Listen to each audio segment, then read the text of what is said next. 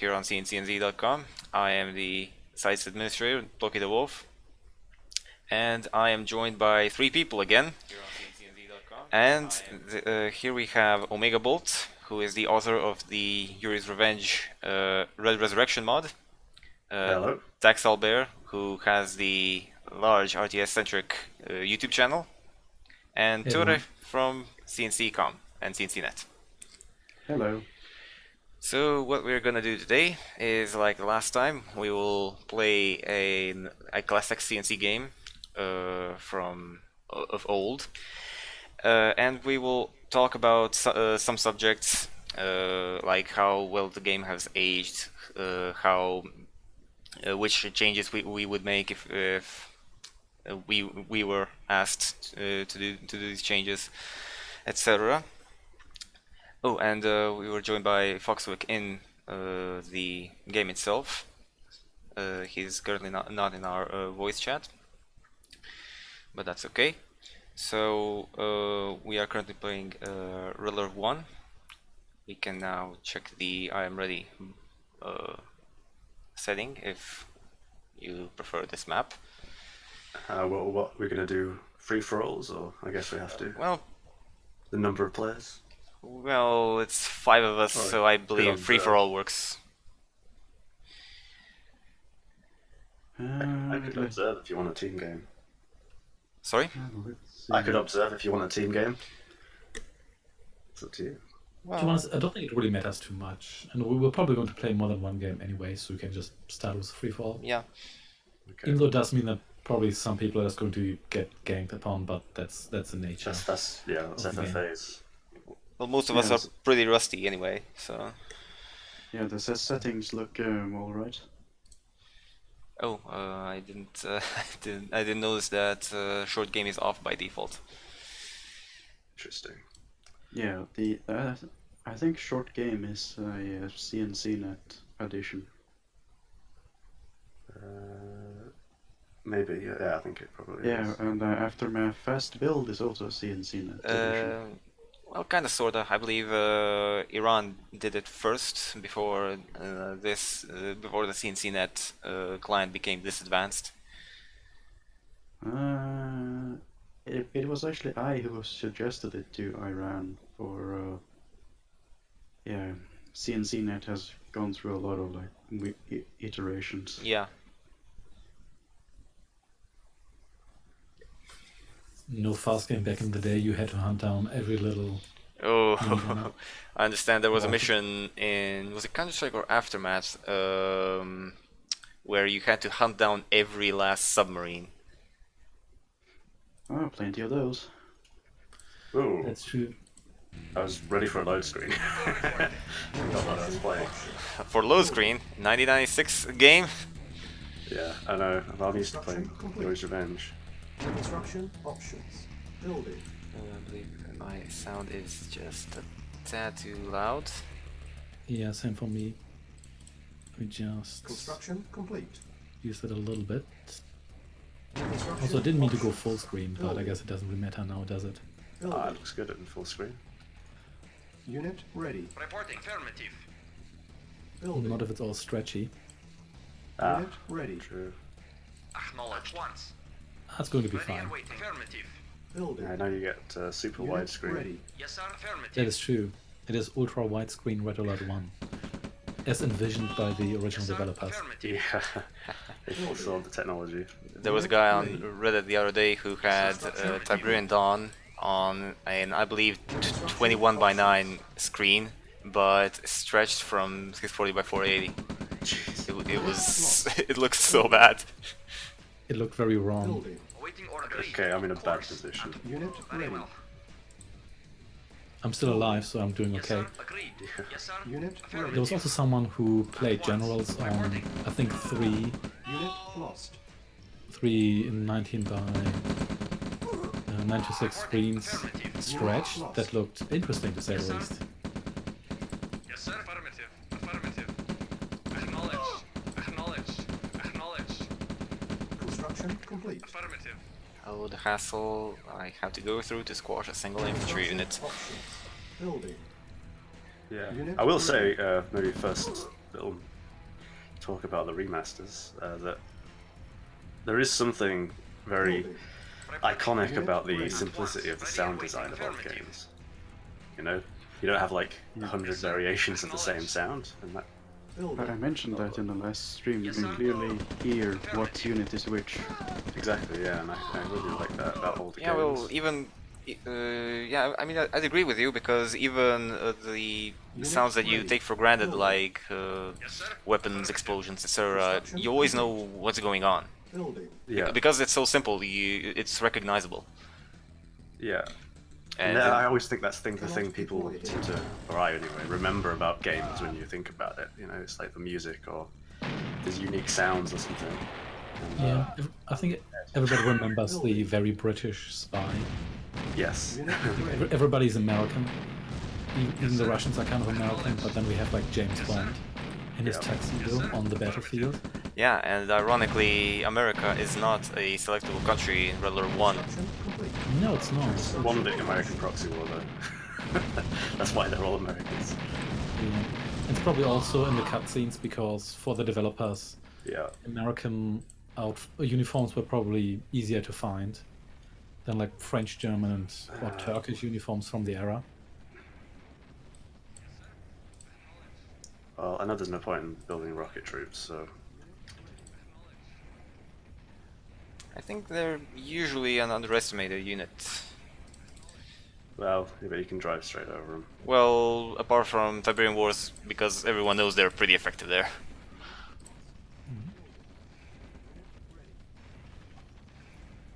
Come on, yellow, fight whoever this guy is. Grey, is that a grey colour? Slightly, don't know. Pinkish grey, I'll say. Well, rip me. Yeah, Oh, no, I'm gonna, I I'm was gonna the be one next. in the middle of players. Everyone else is like spread out. And I was Yeah. I mean, I usually That's, like this map, but I've never played it with this many players. yeah. At Actually, least is it the case in Red Alert 1 where every map supports 8 players? it's a bit larger than the maps in Tiberian Dawn, where like if you have 5 players, they're pretty much right next to one another. Yeah. Although, I would honestly say that I think smaller maps are kind of better for the game. It kind of makes infantry better. So they have to walk for an hour across the whole map. Well, generally, I Yes, believe sure. RTSs are designed around 1v1 and 2v2 sometimes. I guess. best. I don't know if this would have been back in the day or not. I guess they would have just played like friendly games and stuff.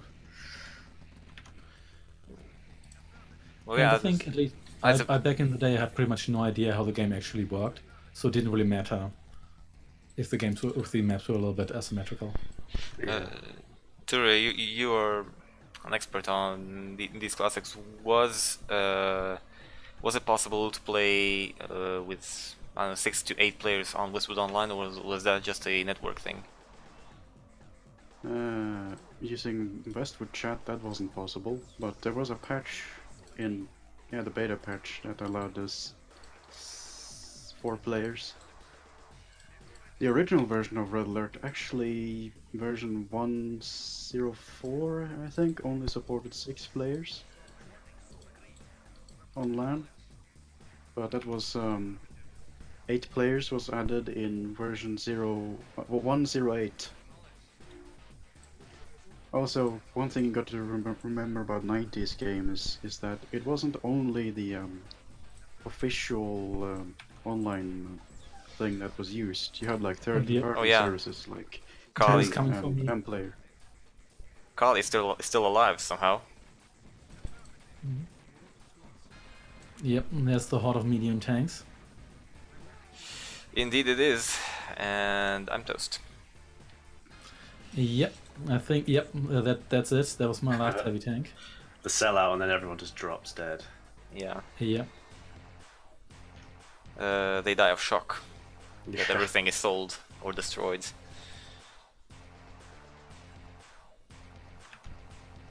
I thought I could do a rocket trooper spam, but nope, no success. Well, and then there were two. I also find a weird sort of charm from seeing all these basic fonts. Yeah. It takes me back to a simpler time when computers I were should've- different. I should have waited for blue and tan to duke it out and then backstab the winner.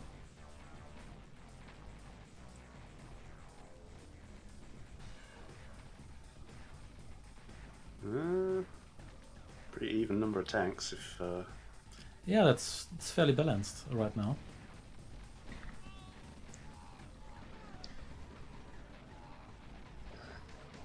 Wouldn't say now. no, Well, not anymore, really.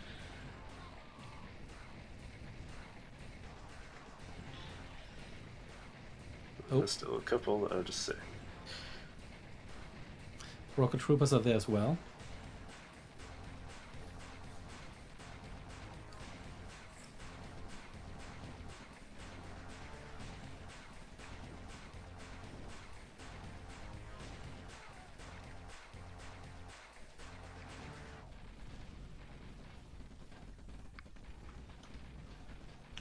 Oh, you actually got to TaxOwlbear though. It's a moral victory.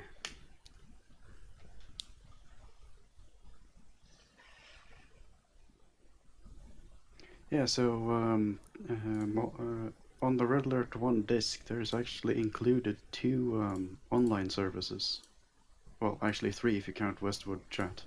You have 10, the Total Entertainment Network, and M-Player. And both of those allowed as many players as the LAN menu supported. In Interesting. the LAN support in Red Alert 1 was actually made to support games over the internet. Hence why if you play Red Alert with a VPN or whatever, the performance is actually fairly decent as to compare to the original Command & Conquer, whose LAN support was just made for a guy sitting next to you, Yeah. which lagged a whole lot until MiG made a patch that adjusted the send rate and such. So nowadays it's kind of smooth, but originally, nope. Okay, so the new room is up.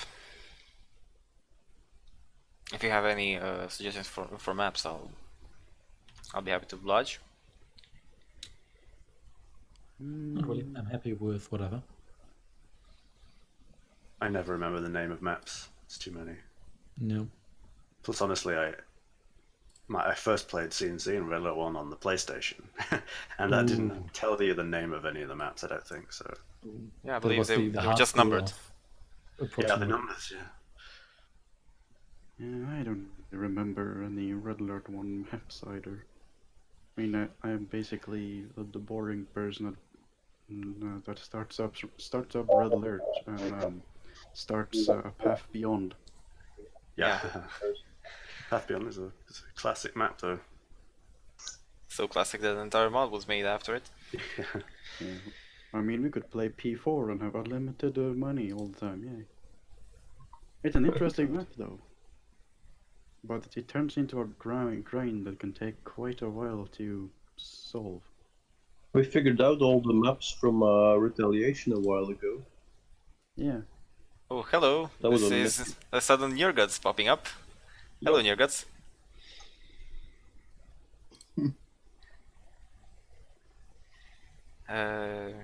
You can join us if you want. We're currently in the CnCNet room. My PC is currently failing experiment on the CNC1 video, so I'm on my laptop right now and there's no games installed on this because it's my work laptop. Okay. But you're still very much welcome to join us in our discussions. So, What should we talk about? Any of the questions? yes, I intentionally left the first match as a sort of waffle, just like the last time. So Ture, you can click that you're ready right now. Unless you have any objections to the settings or map or something. Okay. Oh wait. There we go. Are we cool? Yep. Wait, what just happened? Some Okay. very strange noises in this client. These are the amazing funky sounds. Yeah. They are great and super 90s. Okay, so now that we have refreshed our memory on what the multiplayer of Redler 1 looks like, what is your favorite aspect of Redler 1 multiplayer, especially if we count the Aftermath expansion pack? Shall we start Well- from alphabetically? Nyerguds? Dogs were a really fun feature in my opinion. So You mean as scouts? Or in general, you know, the one-hit kill, the fact they were good as scouts, the fact they singled out spies. and how Tanya couldn't do anything about them? It was a nice tactical thing in the missions too. Omega? I think in multiplayer, probably. Well, I guess there are a few things like spies. I mean, that's a pretty awesome idea to have sort of espionage elements, and obviously it's pretty primitive in this first iteration, but that's the start of something cool that I guess it was only in Red Alert 2 after that, right? Because there wasn't, and Red Alert 3. But yeah, I thought that was really cool. And then you've got like more super weapons with the Chronosphere and the Iron Curtain that, again, only being able to target one unit kind of sucks, but they're cool ideas to have more like less, not just destructive powers, but more like support weapons and things like that. So there's definitely a lot of potential in those ideas, I guess, that you saw birthed in this game. So yeah, I'd probably say those. TaxOwlbear, what do you think? I kind of like that the game is a little bit random at times. You've got these maps, most of them are asymmetrical, and you've got all these kind of walkie units like the radar jammer and the gap generator and the mad tank and everything. You could argue that they don't really contribute all that much because for the most part people will stick with medium tanks and heavy tanks. But I kind of like that they're generally there, and you just get this fun box of toys to play around with, even if that might not be the best competitive strategy.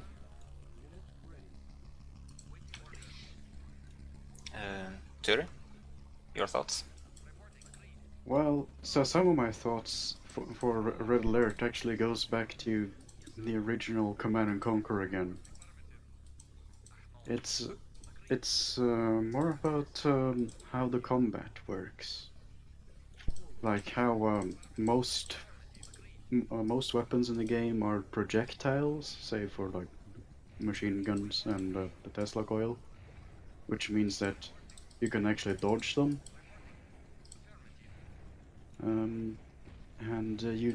When you're in combat with your tanks, it's kind of easy to select which units you should focus on, because all the wounded units show a small plume of smoke above them. And yeah, basically that's all I can come up with right now. Okay. I would agree with TaxOwlbear with the fact that there was a large variety of available units and weapons that you could experiment with, even though people would just stick to one strategy most of the time. But I also very much welcome the fact that they added skirmish, so you could prepare for a battle online even though the AI is not much of a match for a human player, you could still figure out which unit is best for what. Yeah, that's I true. think- There's a big addition. And that also meant you could actually use all the units, whereas in the original Command & Conquer, you could really only use the SSM launcher and the Cam Warrior if you played the covert operations. So there were these elusive units that you possibly never saw because they just didn't appear in the original campaign. Yeah, and it took a long time for people to figure out that in multiplayer you had to build a freaking obelisk for them. Yep, I completely forgot about that. It also just extends the life of the game. I mean, when you've just got a campaign and if you can't play online or whatever, as a lot of people couldn't back then, skirmish just like that's I guess that's the hours that people remember now. Maybe that's why Red Alert 1's more popular, because people sat around and played against the AI and built pretty bases and stuff, which you just couldn't do in the original game. So, how do you guys feel the overall balance of the game feels after all these years, and does it favor the Allies or the Soviets? We can go in reverse now. Ture?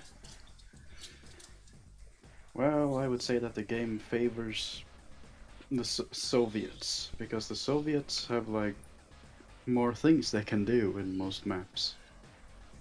They have the heavy tank, they have the V2, they have the Tesla coil. While the Allies pretty much only have, what shall I say, the medium tank. The light tank is also very interesting. And, well, the chronosphere is also very interesting, especially since you can teleport an MCV across the map and deploy it anywhere. TaxOwlbear, what do you think? I think the Soviets are generally favored. I agree with Tori there. And I also think that in addition to the balance between the factions, there's also a bit of an issue with the balance within the faction. So we've touched upon that before, that if you build only heavy tanks, it's generally not the worst strategy, but that means you ignore large chunks of your arsenal, which isn't really all that great, even though it does pay off. So I think there's a bit of an issue there, but I think at the time almost nobody knew how to balance games properly, unless you had one of those games where both factions were identical. And even then, if you had slight changes, even then the balance could be messed up more or less. So I think it was very much a product of its time. There was no like gaming leagues and everything, so at least no professional gaming as we know it today. So nobody really took that into account all as much as you would do today. I would slightly disagree that there were no professional gaming leagues. For example, have you heard of the PGL? I have not. Does that mean professional gaming league? Because it sounds like it. It does. Oh well, I stand corrected. It was actually made by was it Nolan Bushnell in a corporation with 10? The games played on the PGL was Quake, of course, StarCraft, and Red Alert 1. Okay, well, I stand corrected. Actually, also there were some Westwood sanctioned tournaments back in the day. Some of the dual discs free editions refer to that. Yeah, I found that website with all the old stats on. That was kind of interesting. OmegaBolt, what do you think? Well, I'm experiencing one of the downsides right now, which is Navy. Although it's cool, it's like, you didn't go Navy, so you kind of just lost the game.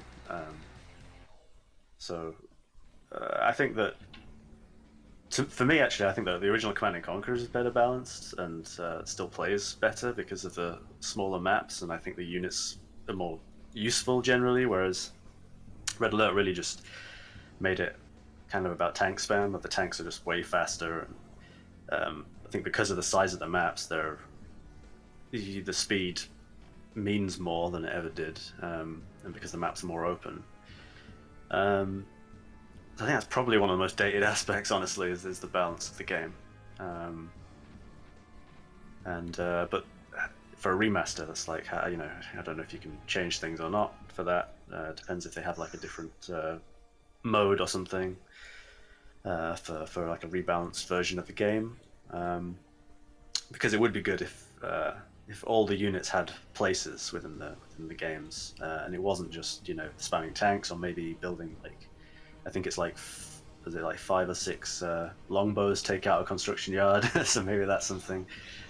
Yeah, I think it'd be good to have more of the units be more viable in multiplayer. Yeah, TaxOwlbear suggested that the last time, like some legacy and a default mode, and actually that's what Age of Empires 2 HD edition does. Yeah, I think it would be awesome, and I think it would definitely be probably necessary for like long-term multiplayer survival. Although we're still playing this now, and there are people who still play it, so who knows? But maybe for mass appeal, a rebalance would be pretty cool. Nyerguds? Yeah, indeed. Right now it's pretty much a tank spam game. There are so many units in there. I mean, the Tesla tank and all that. The radar jammer, one of the strangest, most useless units in there. It's fun something to nice annoy like that. your fellow players with, but if I look at the game right now, nobody even switches from the score screen to the radar screen. No, but the radar jammer has this like rotating thingy on top. I really like that. Even badly positioned, isn't it? I especially like it when it shoots electricity in Counter-Strike. Yeah. Yeah, no, we're not talking about that. Besides, I think I made a minimal that fixes that. Actually, so, if I can blab on a bit more, you asked if one was more balanced than the other. Actually, I don't think it's as unbalanced as people think it is, because all this, even though the Soviets get so much stuff, I mean, they get all the cool stuff, basically. I think in theory, it's kind of, well, firstly, I don't think it matters that much because people just spam tanks anyway, so it doesn't actually matter. But also, I think in theory, it's like the Allies do have more sort of super units that will come out and just win a game. Like the cruiser is just incredibly powerful, and the Soviets didn't have anything like that until the missile. Ooh, we have a mad tank over here. Yeah, and I think they were kind of mistakes, honestly, in Aftermath. Like, Did someone just use a mad tank? Yeah, that was what I was referring to. Are you insane? I just He's mad. yeah. I completely forgot about the economy as usual. well, I'd say that the balance is a little less one-dimensional in Red Alert 1, because I mean the Soviets are really good at armor. Allies have some cheaper units and have something that can actually counter infantry that isn't infantry. But the Allies have such an uncontested navy that it's really a joke. Even when when you factor in the missile sub from the Aftermath, it's not really it, I believe. I would They disagree. combined with the chronosphere. I mean, if you just take a cruiser I and think- chrono it to some small pond behind the enemy base, and it's all gone. Yeah, exactly. I think the problem with the Soviet Navy in the base game without Aftermath is also that the Soviet Navy only exists to counter the Allied Navy. It can do nothing on its own. Yeah. It can sink ships and it can sink Allied naval yards. So it only exists to essentially balance the Allied Navy, so it has no real purpose on its own. yeah. I guess it can do recon, but that's probably not what most people would use submarines for. Yeah, I suppose the role was to clear the way for landing boats. That's a Because fair their point. strong suit are still tanks, of course. But then the issue with that is, if the Allies sort of need their navy, then that's incredibly map dependent, and I think already navy is kind of kind of an issue because, you know, like I said, if you don't go Navy and then someone does, it's kind of hard to get back in the water, and that's like a long-standing issue until Red Alert 3, I think. It's actually an issue that exists on all areas, because if your opponent goes more air, you also need to invest in anti-air. It's a bit of a decision to make, I guess. Yeah, but at least they can't keep you from building anti-air generally. Whereas, except that there aren't any anti-air vehicles, which is weird. but at least with Navy, it's like they can just camp your shore and you'll never get a naval yard up, and then, you know, it's kind of it's yeah, but okay, but they're going to be doing other stuff while you're trying to shoot the water. I would say that the missile sub is one of the most overpowered units in the game. Yeah. Oh yes. Like The most ridiculous thing about the missile sub is that it's actually an anti-air unit as well. Yeah. Yeah. Which I didn't realize. It's a combination of a allied destroyer and a cruiser and a submarine. So it's like cloaked. Does have long range like the cruiser. It has pinpoint accuracy like the destroyer, and it can shoot down air like the destroyer. I find it so bizarre that Aftermath gave like so many more units to the Soviets, even when they already had, like, you know, so many. Yeah, the I guess they allies. just And had people all are still only used the tanks. Yeah. And Well, at least they're biased correctly.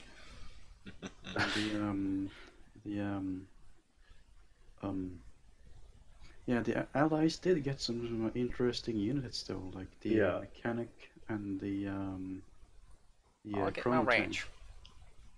The chrono tank is really. I think the chrono tank is really cool. Yeah, it's just you have to deploy them individually, don't you? So Yeah, I think that's the main issue. Except when the computer, then you just teleport into the player's base. I think all of the computer ones were scripted actually. Do they actually use them in skirmish? I don't think they do. At least they do use them in certain missions, but I think in skirmish they might just use them as regular units, just like the stealth tank is used by the AI in CnC1. They just approach your base and shoot at stuff, so they don't really use the stealth tank in its capability as a stealth tank. I'm going to play Ukraine. Come on, Ukraine. I have to pay more for everything, but it'll be fine. Yes, that's one of the negatively balanced ones, isn't it? Yeah, but we should probably talk about that for a moment. I think even though the countries they're not as distinct as, let's say, the Kane's Wrath or Zero Hour factions, but it was still an interesting idea to have these sub factions. I think it was ultimately the Yeah, but I believe foundation that their bonuses were not properly communicated. Were they ever described in manuals or something that wasn't online? They were. Yeah, I think so. And in the box, you actually get a tech tree, or general game information leaflet that describes the advantages of the sub-factions. But it wasn't properly implemented for everyone, like France. Yeah, they messed them up, right? What they thought it did, and then some countries actually got negative bonuses. Although maybe that was intentional. Maybe they were having a dig at France. I don't know. Maybe. I mean, they like to blow up the Eiffel Tower that gets blown up in both CnC1 and CnC2, and then turned into a Tesla car. So And optionally in Red Alert 2. that's true as well, yeah. So, how do you guys feel about the pacing of the game now in 2019? Is it too fast? Is it too slow? Is it just right? Nyerguds? I think it's quite fast actually. It's related to the harvesting mechanic too. The unloading of the harvesters is instant, while it took a while in Command and Conquer 1, and that makes a huge difference.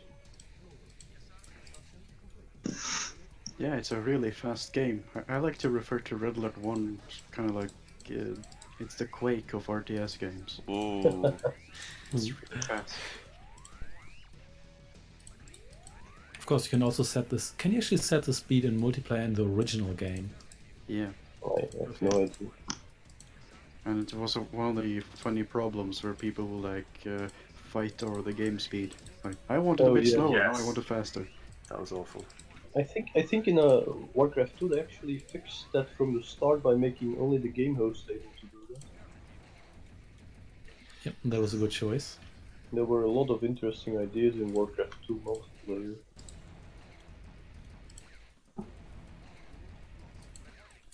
Like the puzzle to multiplayer game and all go for a break.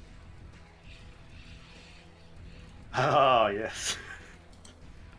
An engineer rush. The whole screen grayed out at the moment. It did that. We did that a lot when we played LAN on that. Annoy people with that by just pausing and pausing all the time. And I don't think that was limited to just the game host either. OmegaBolt, what do you think? I think the pacing's pretty good. I think, I mean, it varies because of the game speed setting. So I feel like we're playing on fairly fast speed, but I think generally it's the game speed is good. So I think I don't think I'd really change that in general. Feels pretty modern. It's not too slow, unlike Grey Goo. But yeah, I think it's fine. Line actually. TaxOwlbear? Yeah, I think the speed is fairly high, but I think it's actually pretty decent as well, because it's not only about the game running at a high speed. I think it's also partially about just how everything works. So even at a slower speed, you can just deploy your MCV, it deploys in a second, and then you can just build your stuff. You can have your barracks out again very briefly, and then you can start building units. Whereas in other RTS games, you might have to wait quite a while before you can do anything. And so it's not just the speed as such, it's also how fast you can access stuff. And we previously talked about this being a bit tank spammy. And you can access a tank really, really fast. You don't have to like upgrade stuff and wait for upgrades and then build a tech building and then collect 3 different resources. You get the money and then you're there. You build your tanks and within minutes, even on a slower speed, you're good to go. Ture? Yeah, but is that good or bad is the question. I think it's generally good. I don't really mind games that are slower paced, but I think this is generally I think it's generally a good choice, because I know more games that are too slow paced than games that are too fast paced. It's also a question of, well, the units. I mean, they just don't have any of the all anti-infantry units like the Humvees in Command and Conquer. It just doesn't exist. They just go for tanks, and when they find infantry, just run them over. Balancing, I think, is just more, well, just the tanks. Ture, what do you think? What was the question again? I fell off. The pacing of the game. Too slow, too fast, just right. I think the pacing is quite fast, but that's just right in my opinion. I suppose it depends what you mean by games. Well, what actually makes a game speed, right? Because there's not in like you compare this to like StarCraft, right? In StarCraft, there's a lot more things to do at once. So you could say, even though building buildings takes a long time and units are a bit slower and stuff, there's more stuff to do, so it's kind of a faster game.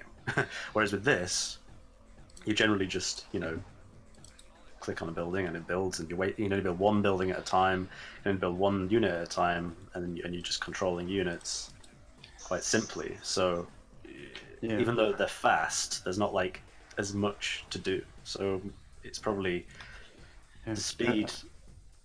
As the skill increases, the speed of Roulette 1 also increases. Yes. Yeah. So if you play against a person who has played the game a lot, if you're not quick enough to get into the rhythm of like creating tanks and controlling them and selecting the right targets. Doing that rhythm really fast, you will lose basically. Yeah, I think that because of the speed, that Yeah. allows people to be more skillful, you know, because people can kind of play at their own pace. But if they're very good, they can play a lot quicker because the game allows it. So that's probably a good thing. Yes, I believe that you define that well as a sort of combination of both game speed and unit speed and the count of operations that you have to do in a certain time frame. And with Red Alert 1, I would argue that it is slower than the subsequent Command and Conquer games, but in a way it's pretty... I'd say it's just right, especially for a game of this age, because you can never find yourself in a situation where you are just overwhelmed by the number of events that are happening at the same time, unless you're playing a really frantic 8v8, sorry, 4v4 or something.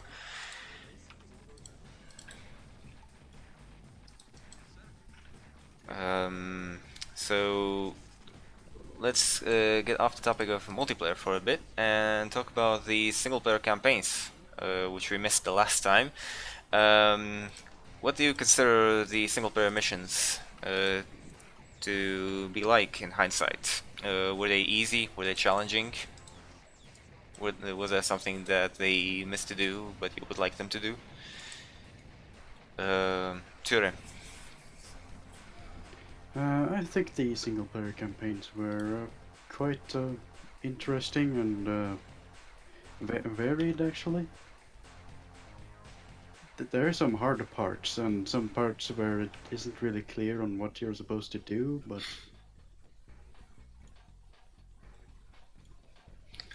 yeah, that's basically my opinion.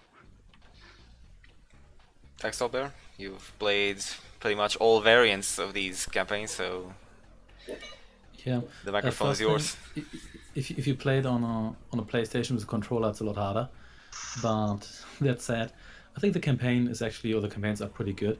I think they're overall better designed than the Command & Conquer 1 campaigns, because those have a lot of very puzzle-like maps that rely on you pretty much knowing where to go and what to do. Red Alert 1 has a little more tolerance for errors there, and overall it feels a little bit more fair. And I think the Counter-Strike and Aftermath is a little bit of a different story. They're a bit more like the covert operations where the developers try to get really creative and do some more crazy things. And occasionally it works, but some missions, especially like the sarin gas missions from Counter-Strike, those are very, very unforgiving. And so I think the main game is actually, it's a lot easier, but it might also be better overall with regard to design. OmegaBolt?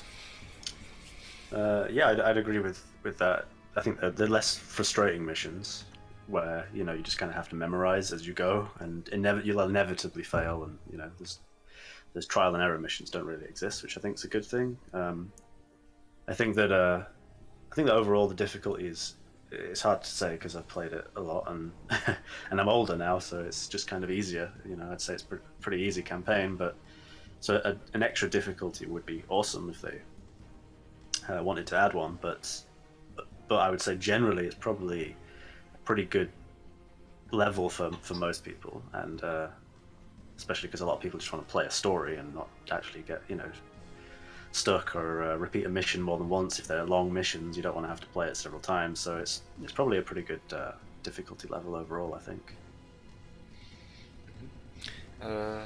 Nyerguds?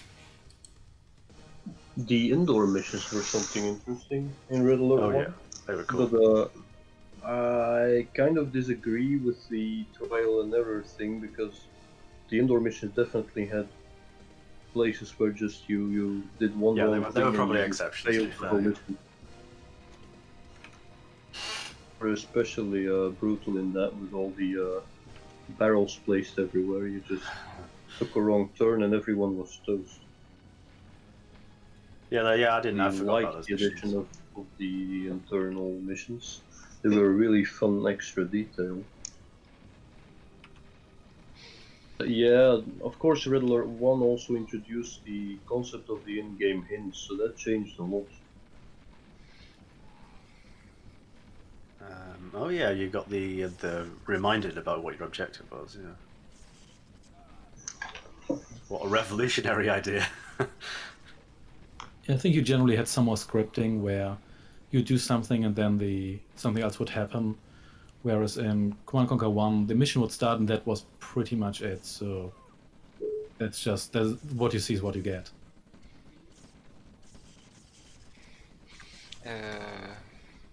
I just like to take a moment to appreciate the way the missions were set up beforehand, and in those briefings that you would get in text, especially compared to the original Command and Conquer, because you would get more of that subtle flair of the backstory.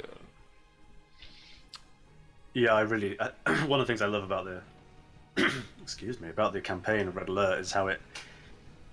I think one thing that was great about CNC is that you've got this game where what you're looking at is pretty abstract. It doesn't look like a real world or place, and you don't really have any connection, like personal contact with these units and stuff. But then the campaigns really brought to life the units and the technology. Like I love how it was essentially like a race for the technology race for like the Iron Curtain, of the Chronosphere, for these nuclear weapons, and those kind of like the characters in the world taking these things seriously that you were building in the game.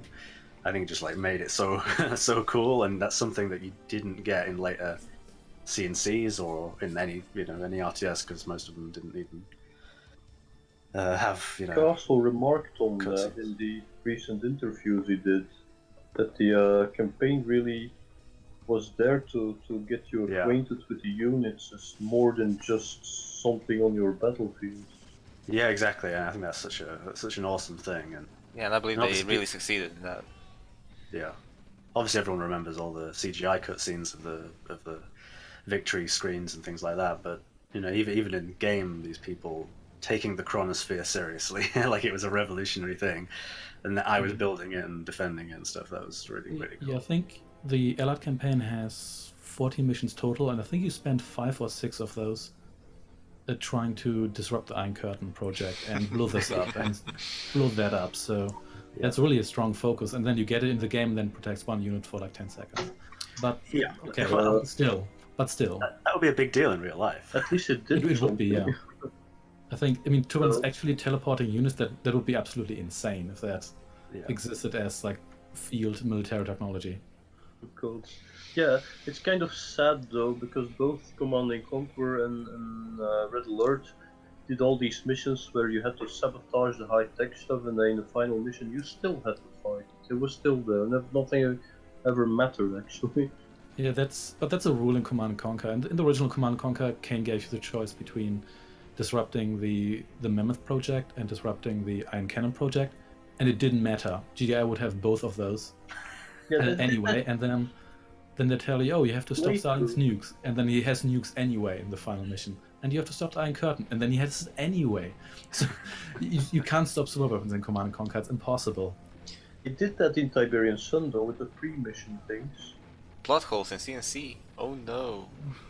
Tiberian Sun, you had these small missions before the normal missions, weren't there? And then you could side mission. It's through the support missions, yeah. Oh, well, Yeah, you sabotage some stuff. You'd be sabotaging the mission afterwards.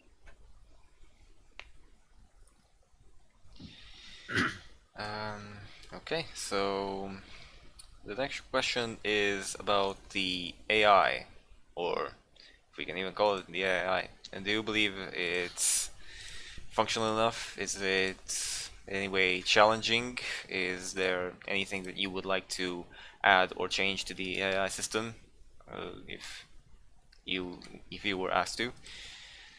Nyerguds? Well, the Red Alert AI had the issue that some of the stuff in multiplayer just didn't get used until you built certain things that triggered the AI to then build certain things. Playing mechanic, because it was always reactionary, and some of the stuff, units I think, or naval, yeah, naval was just never built at all. Yeah, and they never cracked that one because Navy in Red Alert 2 is shocking. I mean, it used the AI used the same queue as vehicles, and so it was just a bad idea. But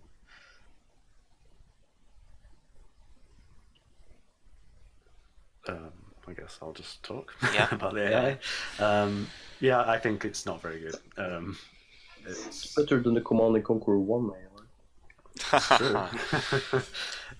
Base building department. That's true, but yeah, it's just like a punching bag, you know. But so it'd be good if they made that a lot better and more like modern AI, I suppose.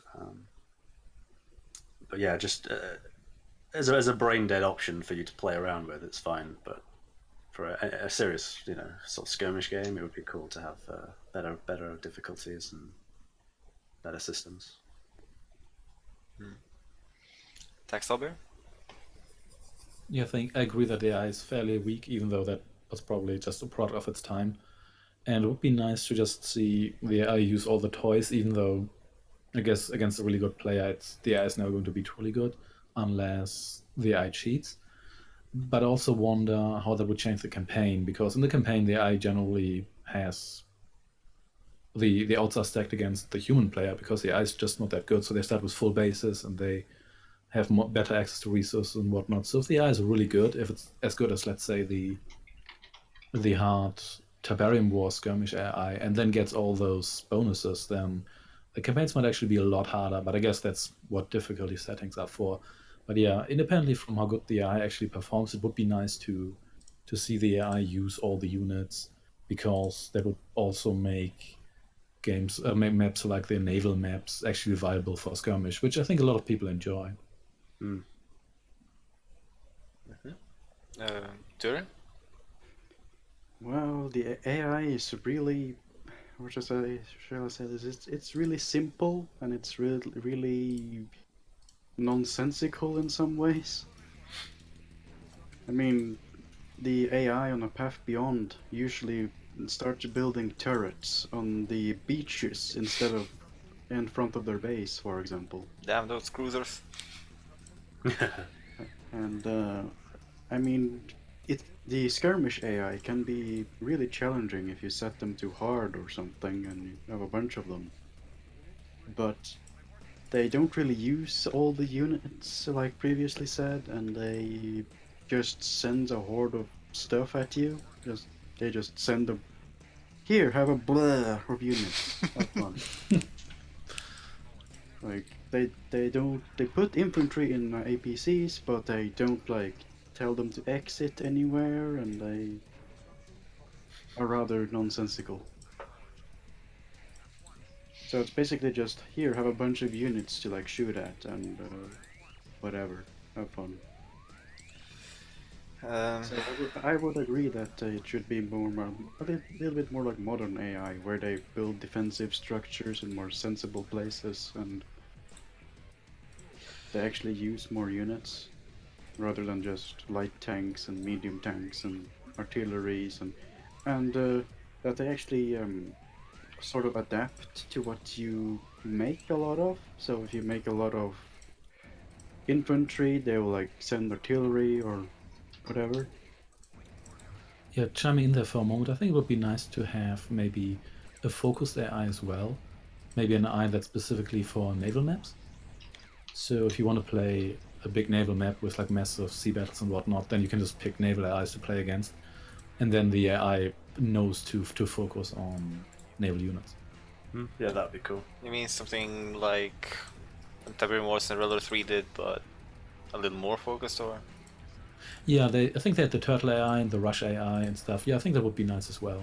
It doesn't have to be anything super fancy, but just an AI that maybe focuses on tanks, or one that focuses on naval units, and maybe one that tries to rush you as quickly as possible.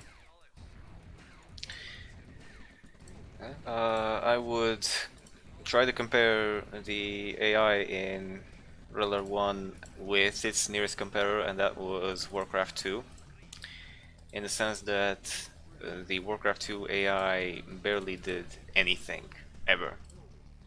And in Realer 1, at least it tries its best to defend itself, which is still not much of a challenge once you figure out the patterns in which it builds defenses, etc.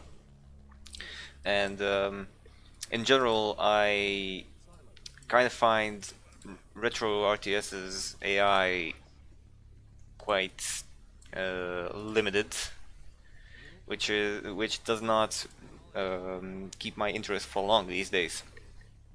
I would definitely like to see an AI that is adaptive to what's going on the screen, what's going on the map, within reason, so it doesn't just scan where I am, even though it realistically couldn't through the shroud. But within some reasonable limits, that it could pose a challenge, maybe mix up some of its strategies from time to time, so I don't use the exact same counters every time. But this is more of a general RTS gripe that I have. So the next thing on our agenda is a question that came from them. Actually, it came from Jeremy himself. It's the question of quality of life. Quality of life improvements. What do you think would be a quality of life improvement for CNC and Redler 1 in a way that would be respectful for the game and wouldn't disrupt from the original experience? We can start from Ture. Well, I would say this is more a problem in Red Alert than in the original Command & Conquer, but I would like a tabbed interface like Red Alert 2, or to some extent the PlayStation version of Red Alert 1. That was a weird one. Since Red Alert 1 does have a ton of different units, so you need to scroll a lot to find the right unit, and you sometimes get lost in the giant list of units.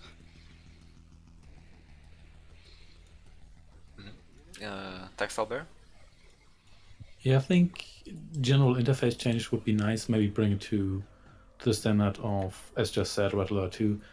I still think it would be nice to have a legacy mode, where if you really want to be able to only build a single unit at a time and have everything in one huge bar, then you can go for that. But yeah, I think queuing units, having an extra tab for infantry and base defenses would be nice. And maybe do some stuff, just improve some general stuff like the way repairs are handled.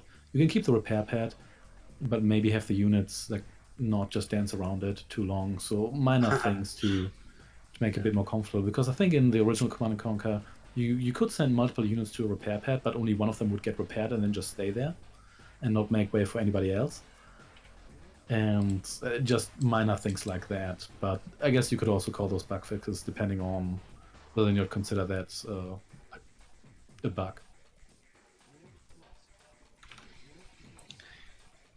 OmegaBolt?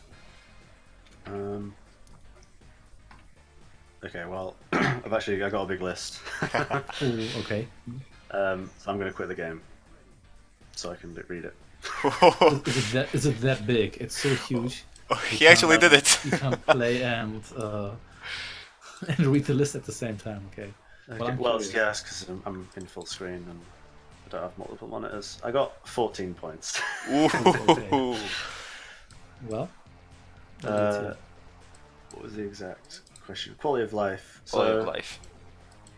Well, some of them will be aspects of gameplay, I guess, as well. But I mean, there's loads of little things you could do from later games, like I don't think you can right click on the minimap to jump to the part of the screen while keeping units selected.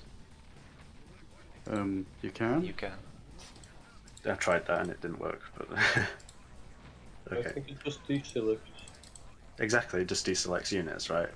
but you should keep the unit selected. Oh, right, you mean Duel 2 that. had something like that, Mhm. but of course Duel 2 kind of worked different with that. 'Cause in later CNCs, if you have units selected and you right-click on the minimap, you'll jump to the area of the screen and retain the selection. Yeah, here it just deselects them. Exactly. So I think that would be a good quality of life. And you change the zoom on the minimap, which probably won't be necessary if you run it in a high resolution anyway. Which in itself is a bit of a problem, as you I think that stop waypoints, using the minimap. factory waypoints would be awesome. Oh yeah. Very simple. That's I true.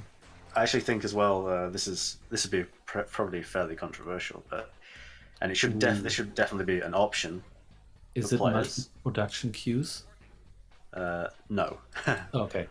No. Actually, I don't think there should be that probably, but I think it'd be cool to have a Grey Goo style command bar as an option, because obviously you're going to have lots of modern players who've played with the command bar at the bottom of the screen, and they might want to use that. And I think as an option, I think Grey Goo, actually, that was the best aspect of that game for me, was that they combined like the command bar with global production queues, and so I think that would be a really cool basis for a horizontal production bar if there was an option for that. Well, I guess you could argue for that if it's just a toggleable option, because it wouldn't disrupt. Yeah, obviously I anything. wouldn't replace the sidebar because Yeah, I think if it's optional, it's fine. One thing that I found kind of ironic is how the sidebar that was fairly popular early on in the Command Conquer and Warcraft 1, Warcraft 2, And Total Annihilation too. got replaced with a bottom bar, even though most people have widescreen monitors. Yes, I at this agree. point. It's bizarre. So it should be the other way around, because obviously you can also use more space on the bar, but there's a fair amount of games where you probably wouldn't need all that space and it just eats a quarter of your screen. That probably doesn't have to eat. Especially how all those older games like Generals and Stronghold 2, etc., have these bottom bars that just stretch unnaturally when you put them in high resolution.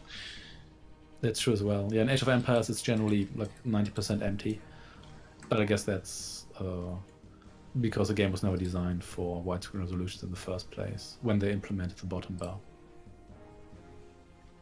Well, my next point is to add, allow you to hold the right mouse button and scroll around. Oh yeah. It's on joystick scrolling. That's like Right. absolutely important. Yeah, I'm used to that. Like in Tiberian Dawn.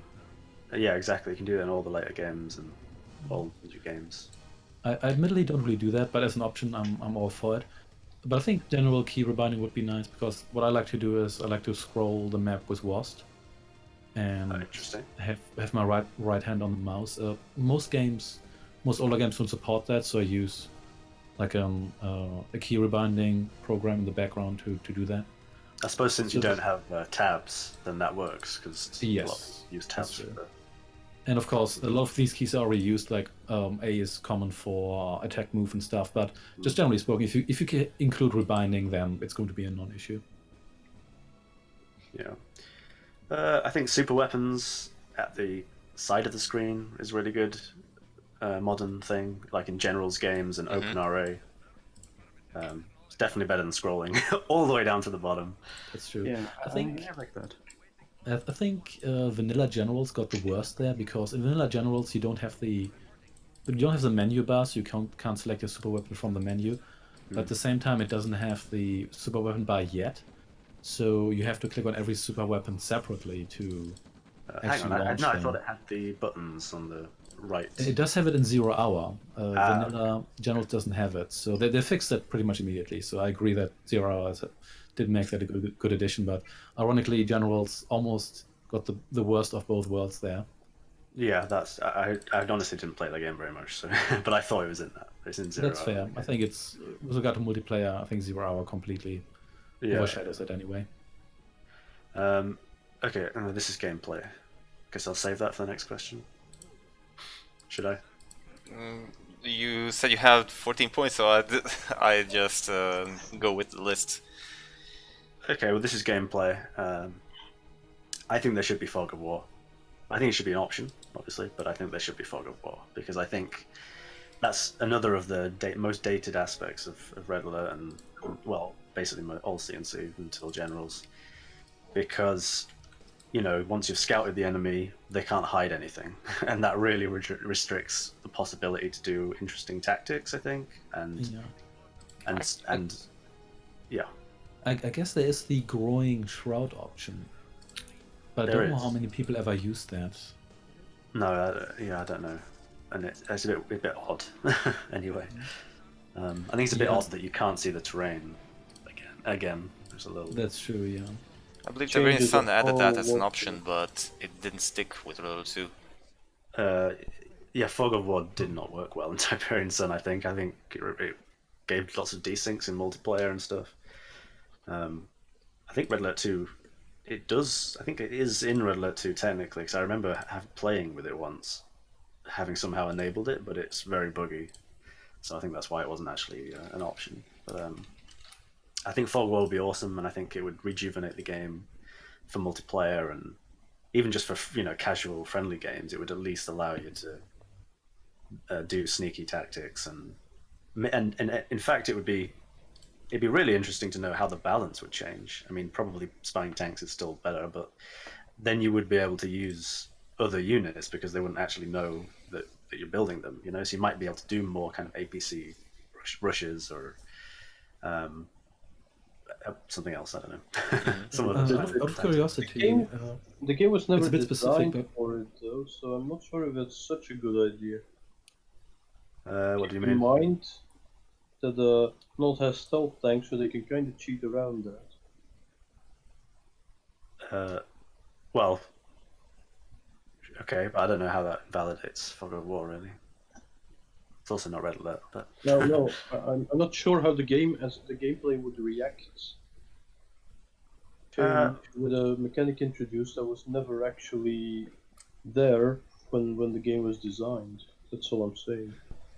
yeah, I mean, I don't know. I think it would. I think it would be an improvement. It might work. I think it's better in OpenRA, although obviously the balance is very different in that. But I think that works really well, and I know from modding people playing mods on Your Revenge that would be like the number one feature. If you could get Fog of War, it would just make the games a lot better. So I think it would be a great addition. Yeah, for Fog of War would give the allies a great advantage when thinking about the Spy GPS sat, satellite. yeah. Out of curiosity, how would you make the spy satellite and the shroud generators work? Would you have the spy satellite just remove the shroud but not the fog?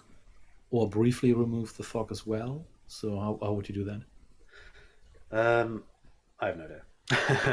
I don't know how I deal with that. Could use it as chargeable super weapon, a bit like the sonar pulse. Yeah, it could be like the reveal power, like Yuri's psychic reveal or something, or the spy plane. I mean, that already exists in Red Alert. I mean, for the whole map, but only for a limited time. So you have to really check what is it I wanted to look at and make sure you see all of it. Yeah, you could do something like that. I actually forgot that the on an unrelated note, forgot that the Tesla tank also acts as a radar jammer. Yeah, I think it does. Yeah. Because Well, why it's not?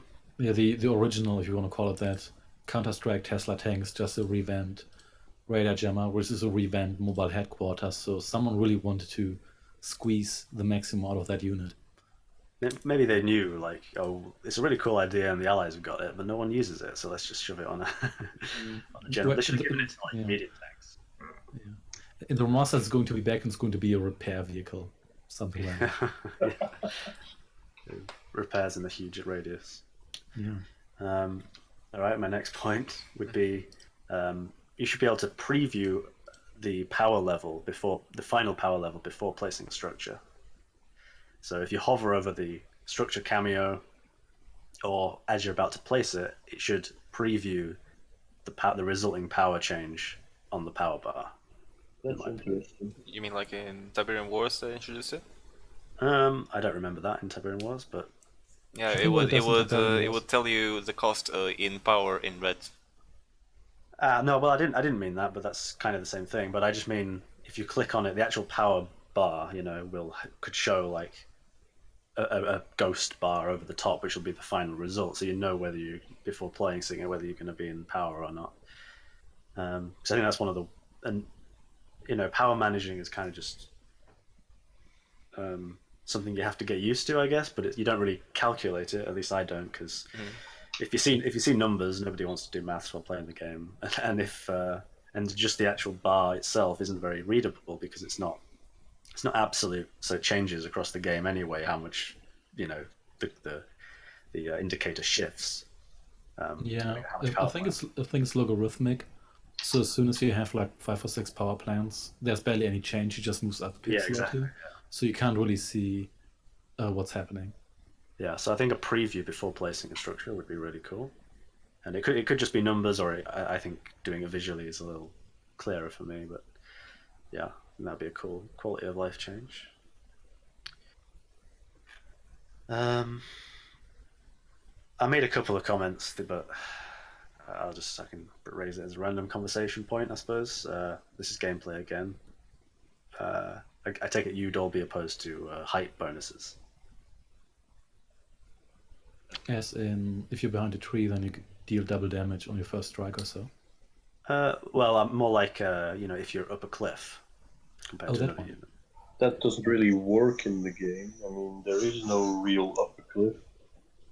No, but they could be Mhm. like shooting through a cliff. Could change like the accuracy of a shot or something like that. I think the original Age of Empires does that. The original Age of Empires doesn't have true cliffs in the sense that it does actually have elevated terrain, but you can just place cliffs wherever you want. And I Yeah. think it gives you a bonus.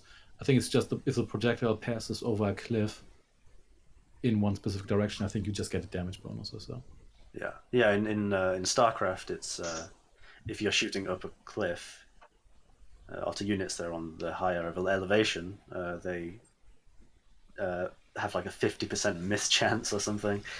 So I don't know whether this would be an option for like the enhanced mode, modern mode for Red Alert or not, but I don't know. I think it could make a difference to cliffs on maps. I'm not really sure about that. It doesn't really sound very Command and Conquer to me. But why not? Well, it was introduced in Tiberian Sun, if you remember. Yeah. Especially if you remember which unit was the most susceptible to that change. Hint, it's our unofficial mascot on the site. Yeah, I think. I think my key point here was that if height bonuses were going to be introduced, which I think it could work, I think that it'd be better not to do range bonuses like in TS or RA2 because that's hard to predict, and I don't think that's a fun aspect of a game when you can't really just look at it and see what the difference will be. So I think a difference more like a mischance or a damage bonus or something like that would be kind of interesting. And then if you had Fog of War, maybe Fog of War wouldn't be revealed. Maybe that could be a thing over cliffs. But then that would significantly change the game. So you'd have to see how that would work. But yeah, I don't know. That was just a random thing, I guess, that I wrote in about height bonuses. What about veterancy? I'm not a big fan of veterancy, actually. I think that the way CNC did veterancy is actually pretty bad because it's random. The CNC is not a game about preserving units. It's a game about throwing them away. So it doesn't really make sense to me to have like a unit that randomly survives suddenly start firing like nuclear rifles and stuff. So yeah, I always found it interesting that both the first the Warcraft games and StarCraft that they don't have veterancy because they are more focused on management of smaller squads. Yeah. Where you preserve units. I always found that a little bit odd. I think it's okay. I didn't really care much for Veterancy in Tiberian Sun because I always felt like it takes forever to get it, and the effect seems to be quite low. Yeah. Whereas in Red Alert 2, you get completely different weapons. You get something like an Soviet ore miner with some Yes. sort of like massive anti-tank cannon. I Yeah. think it's interesting, and I think it's important. It can be important for the campaign because, especially in generals and later games, they kind of rely on your units regenerating at the highest level and stuff. But it doesn't really apply to Red Alert Red Alert 1. So it wouldn't really be neat for the campaign because it didn't have it in the first place. To be honest, I don't really think I would mind, but if it wasn't implemented, I don't think I would really care. Yeah, I think the best Veterancy, because actually StarCraft did have Veterancy, Did it? but Really? it doesn't. Yeah, but it doesn't change anything about the unit. It just changes a title. Oh, okay. They have like a rank basically. Oh, yeah. Like Just related the to Marines upgrade and privates cycle, and I stuff. think. You can actually see the kill feed in the bottom bar. Yeah, you can see how many units it's killed, which is pretty cool. And I think stuff like that is really good. Like if it was just cosmetic Veterancy, so that you sort of like, my rifleman has survived an hour and I didn't even notice. That's pretty cool. Like I think stuff like The that. ranks in StarCraft were only related to the upgrades they got, I think. In StarCraft 2, it's definitely by kills. I think it is in StarCraft. No, in the original game, I'm fairly sure it's just that the level of the units it changed when you perform more upgrades in your tech centers. Okay, I'm not too sure, but yeah. No, in StarCraft 1, you the unit's title changes based upon how many kills it has. Yeah, I think so, yeah. And back to Tiberian Sun, the Veterancy in that game is kind of weird because you can actually level up your units by shooting your own units. Just like real life. You can like if you take a technician and you damage a cyborg commando to like 1 bar of health, and you make the technician kill the cyborg commando, you get an elite technician. Nice. I mean, that sounds like Nod training to me. It's like you've got to kill your best friend, and then you'll be, ranked up. Yeah, but the Veterancy wouldn't really fit Red Alert or Command and Conquer 1 at all. Yeah, Yeah. I believe so. Yeah, I think as a cosmetic thing, it could be cool. But I was kind of just putting this here because I think people have asked Veterancy. Yeah, and, if you add it as a cosmetic thing, like you said, was implemented in StarCraft, but you put some sort of rank next to the unit sprites, I believe people would expect the unit to be better as in the later Command and Conquer games. So I don't think that would be viable. Yeah. maybe, but I think people can learn. I think a campaign kill count for Tanya would be nice. So if you get to a final admission, she has like 875 kills or so. That would be neat. That would be kind of cool. Yeah, it's like across the whole campaign. So yeah, it wouldn't do anything. It's just a neat little feature. Well, it would earn you an achievement. Yeah, of course. Get 1,000 kills as Tanya. Back to shooting technicians. Yeah, shooting your own engineers. Well, my next one is about sounds. There was that Reddit post about sound engine being replaced. I assume this will happen anyway, but in the original Red Alert, there is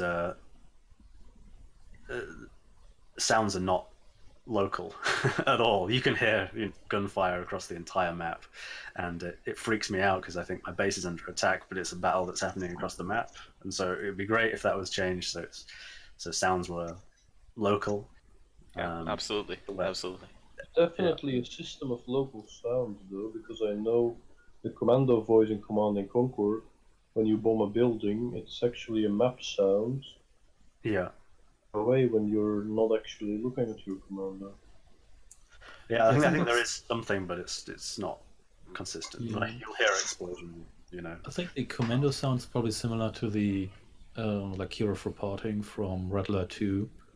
It just gives you a warning and scares everybody else a little bit. I think that was the idea, just like the harvester explosions and stuff, or the harvester screen shaking rather. I actually like the sound system in Red Alert. You can actually hear where there's fighting. You're like, oh, there's a fight like to the right of me somewhere, or there is a fight to the left of me. Well, I think that, yeah, I think that would be good, but to me, that's not. That doesn't. It's not very good in Red Alert. I think that, like in later games, you can definitely hear where things are relative to the camera, and I think that's good. I think to me in the original Red Alert, like you hear stuff from across the entire map, and I think it would be better if more local, and I think it would be better if they also be cool if they could add a filter, or they had like alternative sounds that were muffled, so you kind of got like a distant war sound if it was very far away or something. So just give you more of like a spatial awareness through the sounds, I think would be. I've got a Yeah, related question to that. It does muffle the sound though. I don't hear that at all. I've never ever noticed that, and I did play to before I wrote these, but Yeah, I've got a related question. So up till I think Yuri's Revenge was the first game where absolutely every unit had a unique voice, and so for Red Alert, it's really only a couple of infantry units like the Shock Trooper, the Thief, and the Spy. So, would you think it would be a good idea to just give every unit a unique voice? It wouldn't really do much in game, but do you think it would be a nice touch, or would you just keep it with the just general voice for most units? For the sake Yeah. of preserving the flair and flavor of the game, I would vote against that, because Okay. In, that would involve hiring new voice actors. I mean, even if you somehow find the old voice actors, it will not be the same, and the entire atmosphere would be changed. yeah, in Red Alert, most games until Tiberian Dawn, you have different voices for the infantry and the vehicles. And in Red Alert, you also have different voices for Tanya, the mechanic, and the shock trooper. And Yeah. I would agree that you shouldn't really change the voices, but then again, having different voices for each unit is beneficial in the sense that you actually know what unit you selected by just listening to it. yeah. So it could Yeah. be some sort of enhanced mode thing or something. I think it would be great to have unique voices. I think it's clear that CNC was going in that direction with Red Alert One's unique voices. I think it'd be very possible to have new voices that still retain the same cool like atmosphere and quirks. The accents and the affirmatives and stuff. So I think as long as it was like sensitive to the atmosphere and it didn't become Red Alert 2 sound design wise, I think it'd be really cool to get Yeah, unique voices. I mean, like rifle infantry and heavy tanks and medium tanks and like all the base units, they should sound like what should I call it? Professional soldiers in a way, but Yeah. add some a little bit of wackiness to it. I also preferred in Tiberian Dawn how the vehicles had the radio static effect. Oh yeah, Dune 2000 had that as well. Yeah, Command I and Conquer also had a very interesting mechanic where you had like 2 or 3 different voice sets available in the game, and at the moment the unit is produced, one of these voice sets, and every time you select it, it'll respond with its distinct voice. It's interesting. What game was that? For Command and Conquer 1. Okay, that's interesting. They're That like makes sense why there's two several different different- yes sirs, I guess. Yeah, yes sir. Indeed. I never And there noticed were that though. That's 2 interesting. for vehicles and 2 for infantry actually. That's cool. Linked to the specific units on the map. That's interesting. Yeah, I think Soul Survivor, everybody's favorite Command and Conquer game, had not quite something similar, but you could choose between different announcer voices. So you had like Eva's robotic voice, but you also had the commando voice and a voice that sounded a little bit like a sex line. It was a bit weird. I don't think we really need that as an option, but that was an interesting touch, to say the least, which never came back. I wonder why. I mean, There was it also would be some stuff on kind of the DLC. disc also had another set with guitar riffs. Guitar riff Eva lines. It was just replacing all the Evis sounds with guitar riffs. I'd replace all the Eva sounds with like Windows noises. Oh yeah, Windows 9X noise, Yeah. definitely. Yeah. What if you replace them all with turret sounds from Portal? Actually, Emperor Battle for June had a cool idea, but it was really bad actually. But where if you group selected like multiple units, you Oh got no. that multiple unit voice. The only problem was that's all you ever heard. Oh yeah, Yes. that was so bad. Yeah, you would never hear any of the other commands because it was Yeah. always just everybody talking over everybody else. Yeah, I mean that was think just wasted effort on all those voice actors because you would always hear "for the Duke." Yes, yeah. That is true, yeah. And I think the later Command & Conquer games just gave the most powerful unit or the most expensive unit, like the lead voice, so to speak. Do I remember that correctly? Not in Yuri's Revenge. It's seemingly pretty random. Yeah. But yeah, I think unique voices would be kind of cool. But since someone mentioned replacing voices, I think it would be nice if the modability for that would be easy as well. Yeah. That you could maybe just flip them out, or since it's not really a feature that changes gameplay, once more it would be nice to have an option for that as well. Because they could just use the original sound clips if they decided to include new ones. I don't think there would be that much work, and that would essentially make everyone happy. Yeah, and lots of remasters have options like that, and they like use the old, like the new Resident Evil 2 had used the original soundtrack option, made it a whole lot better. So it's stuff like that's always cool.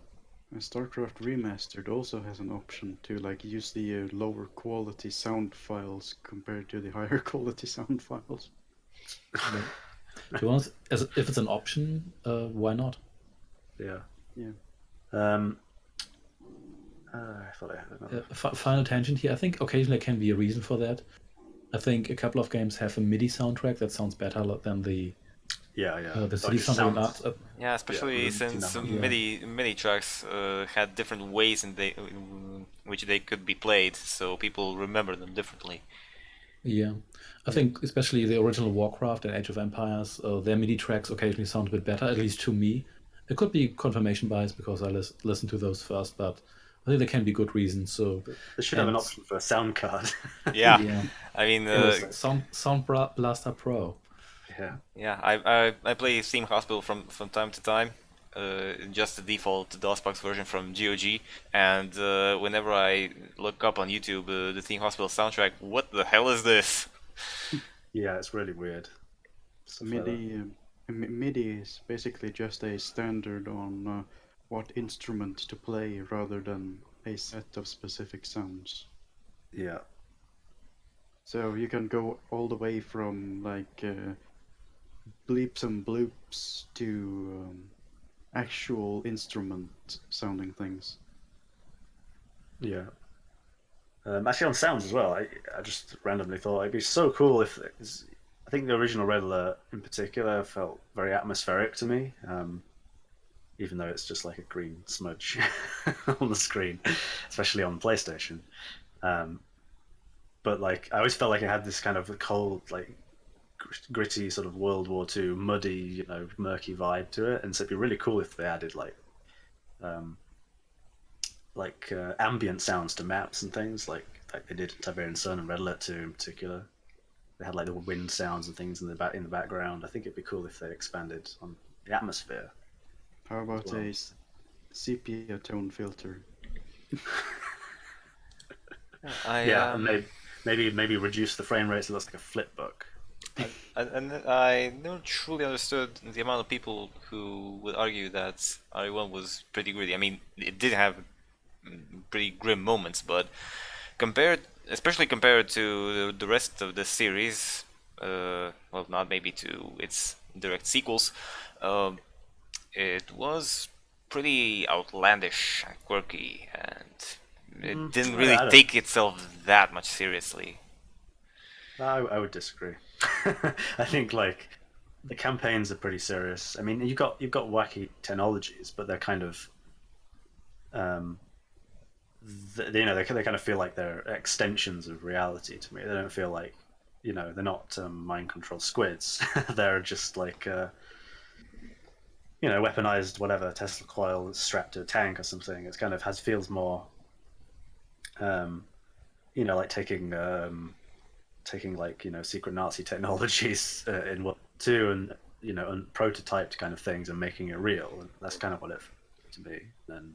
And the color scheme is quite sort of muted and dark, especially the terrain and the grass terrain in particular.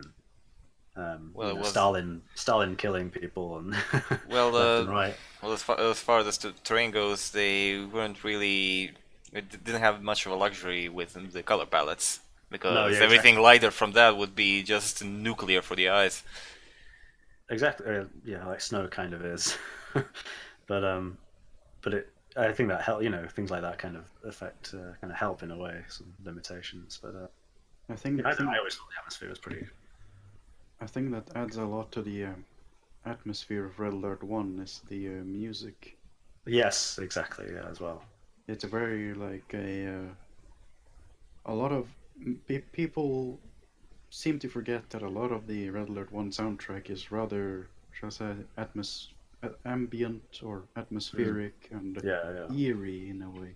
And it's got a lot of reverb on a lot of the sounds of the Red Alert track, I And think. they're all very like militaristic. Well, Yeah, rhythmic, mechanical kind of stuff. like with Red Alert 2, it's quite a varied soundtrack in terms of tone and style. I mean, you have your To Be Feared, but you also Face the Enemy Part 1, but you also have your Bigfoot and everything, because sometimes it's upbeat, sometimes it's eerie, sometimes it's just moody. Especially my favorite underlying thoughts. But in Red Alert 2 as well, you have some pretty upbeat stuff like Power, but sometimes really, I don't know, even sad tracks like Eagle Hunter. Yeah. Yeah. Well, it's a Yeah. great soundtrack. It's all like I think it's all like a soundtrack made for that in some way describes how a war goes. You have like your ups and your downs and suddenly realization of what you have actually done, Yeah, exactly. like that. Stuff like that's cool. Especially I always thought my, that about the original Command and Conquer soundtrack. Always sounded to me like a radio of sort of soldiers would play because it was so like, crazy, hip hop and and then these heavy rock and then this like orchestral. real orchestra. that's a pretty cool observation, I must say. Yeah. Yeah, it always just sounded like that to me. So it'd be cool if they, with the original Command and Conquer, it'd be cool if they did do sort of incorporate that somehow. Like if it sounded like you were listening to a radio or whatever. It could, Well, you kind of are, because you can switch the you've got tracks. boombox, and- yeah, it's cool. All right, my next point was more quality of life stuff. Tiberium or silos. I hate those things. I feel like if they're gonna be in it, maybe they should just be bigger and store more. So you don't have to make as many. Maybe you don't even need ore silos and you just have refineries store. Maybe silos should be buildable like walls in TS and RA2, where you can build a row of them in one go. Something like that, perhaps. Yeah, I think common wisdom says if you need to build silos, then you're not building enough tanks. That's what Gregor said. Yes. Because you could spend the money on something else, because there's little reason to save it up. It's not like in, say, Age of Empires, where you save up multiple resources for projects like a big wonder or so. Not that you need that in that game that doesn't have silos, but just saying.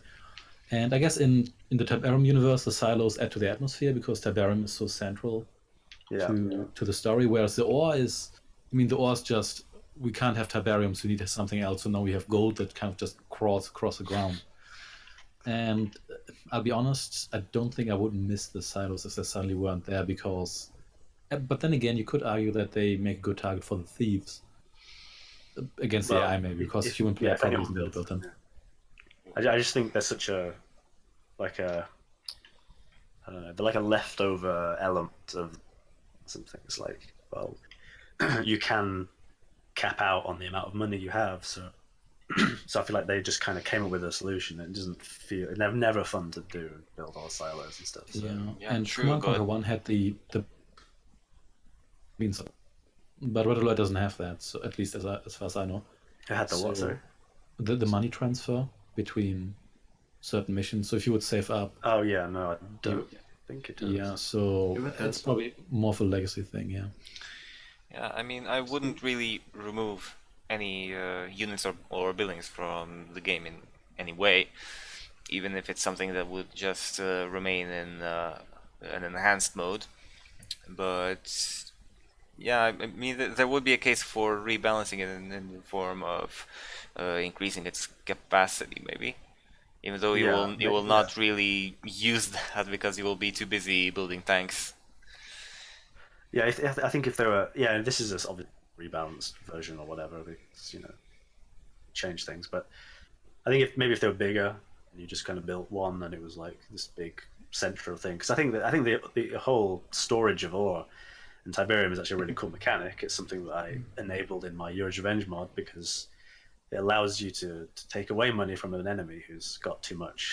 If it's stored somewhere and you can see it, you can blow it up and liberate the ore from their hands. Then I think that's a really cool mechanic. But it's just the way that they were built is such a pain.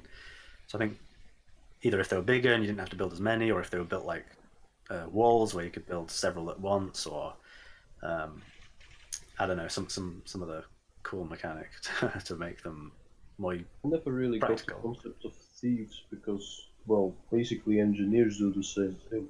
Of course, they changed engineers in Red Alert. Yeah, that's true. Thieves were pretty useless, unless they could maybe hijack vehicles. I don't know, but especially with spies, it makes sense to merge the spy and the thief in Red Alert 2, I think. So Yeah, was I think Pacific had the thief same was idea. The thief was just way too expensive. Even though I kind of like the cat burglar outfit, the thief is just looks Yes. ridiculous. It It looks looks cool. someone like cosplaying as a Yeah. a comic strip thief. yeah, I Yeah, I believe don't he know. had the resemblance to the thief from McDonald's. The Yeah, character, the the gun cat removed. burglar. Yeah. Yeah, my next point was walls. Kind of the same thing. They should be placeable like in TSR2. Yeah. Yeah. Definitely. I would like in the last stream, suggest looking into how Emperor Battle for Dune did walls. Trying to remember how did it work? Emperor Battle for Dune had walls upon which you could build turrets, I believe. True. No, not only that, but I would have the mechanic of building walls. Like you make a line yeah. of walls, but instead of them appearing instantly, they would just be like a queue of walls you set up. So the computer itself just builds a line of walls for you automatically. Yeah, I mean, it depends how the construction mechanic works in the games, I guess. But yeah, some way to place multiple long walls would be awesome. I did write something about how I could change the mechanic of that, but I have to read it because I've forgotten.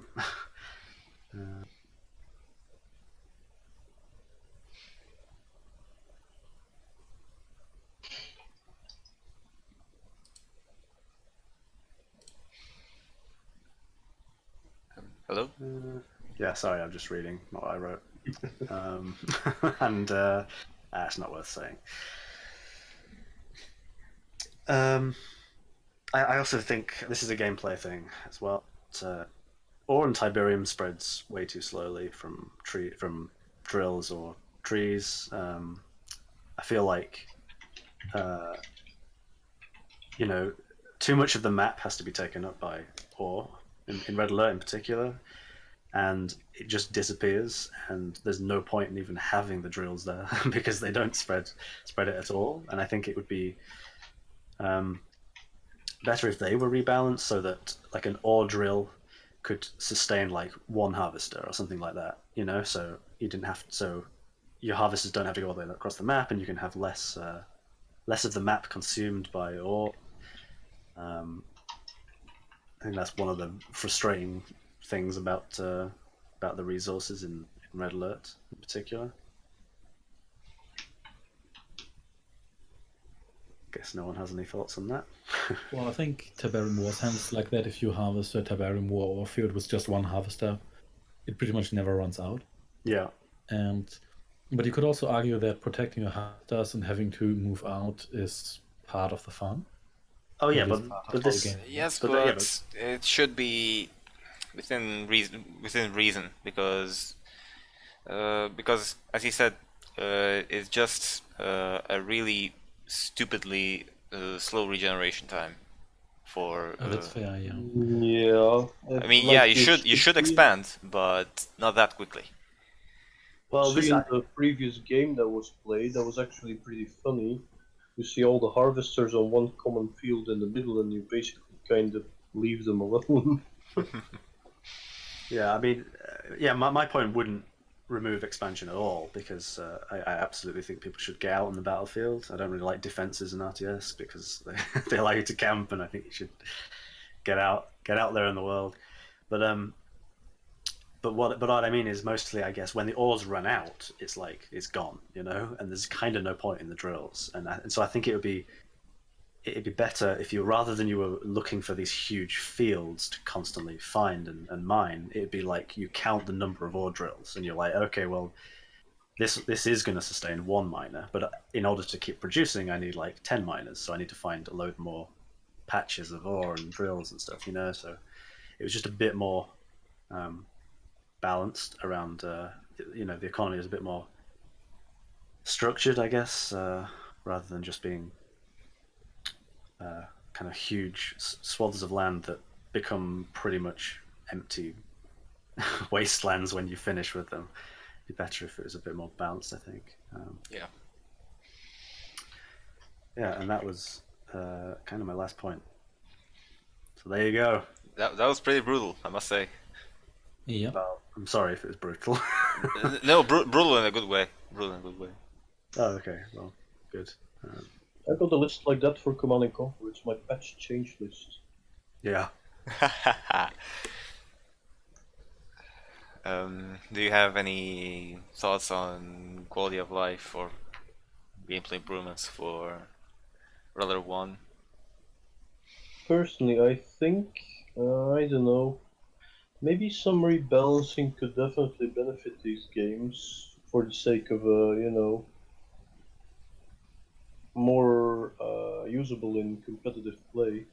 Because as we have all remarked so far, right now it's just build more war factories, build more Tesla coils, and build more tanks. Yeah, we pretty much just settled on the idea of legacy and enhanced modes since the last stream. But I think in Command & Conquer there's a lot more variety that gets used, you know? You don't just use tanks, you use buggies, and against infantry you use bikes against air and against tanks. They're pretty versatile that way. But in Red Alert it's really mostly just tanks. Yeah, I think the original Command & Conquer is really pretty well balanced to me. Like, it feels like a really modern RTS, you know? Maps. And you use your basically every unit in CnC1 has a Yeah. role. And also the Even use money your is melee. tighter in that game, I think. I mean, every unit in Red Alert 1, etc., also has a role, but that doesn't mean that it's viable, or that role is particularly well implemented. Yeah, in CnC1 most of the units are viable, save for there's some units that are very rarely used, like the chemical warrior and Yeah, basically I the think- chemical warrior. I think that's partially an issue that it's the most high tier unit that Nord has for some reason. Yeah, it's sad that that is so high tech because it's a really fun unit to play around with. I mean, it's like a flamethrower, but without all the spread damage, damaging your own units as much as the targets. Very, very good tactic in late game in Command and Conquer 1 is just to fill an APC with these things and they take down pretty much any building in like 3 salvos. Yeah, that's actually one thing this is a totally random point, I guess, but when we're talking about balance, that's actually one thing I really like about Veterancy was that, you know, a minigunner can kill a construction yard in not too bad time. I think it's kind of brutal and unexpected, but compared to modern games, but I think it really gives value to those units and it makes things decisive, you know, like if you get some guys in, you can do some serious damage. So if there was rebalancing, I definitely would probably keep that kind of thing. I mean, I've in got a Things question that here. Red Alert lacks, I think, because Yeah, infantry is just, well, in Command and Conquer 1 they deliberately made infantry less susceptible to tank fire than they would be in real life, and in Red Alert they changed that, and I don't think it did good things to the game balance. It just made all infantry useless. yeah, and I think mostly in Red Alert it's just map size. It's like 4 times as big or something, and so how are you going to get them to the enemy base alive? You know. That's pretty also much true. pretty much the only infantry unit that's used in Red Alert is in the beginning of the game. You make tons and tons of rifle infantry, Yeah, just then- walk them off into the shroud. and then you just sell your barracks and make tanks or whatever.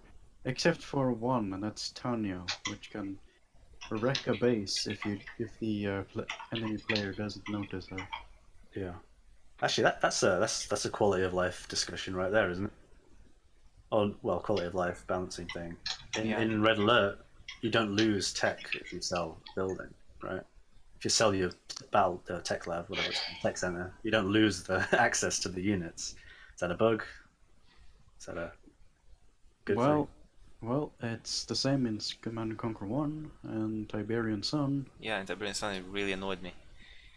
I mean, if you get a building destroyed or you sell it, I mean, it's the same thing because you no longer have it. So it's pretty logical that you would no longer have access to that tech.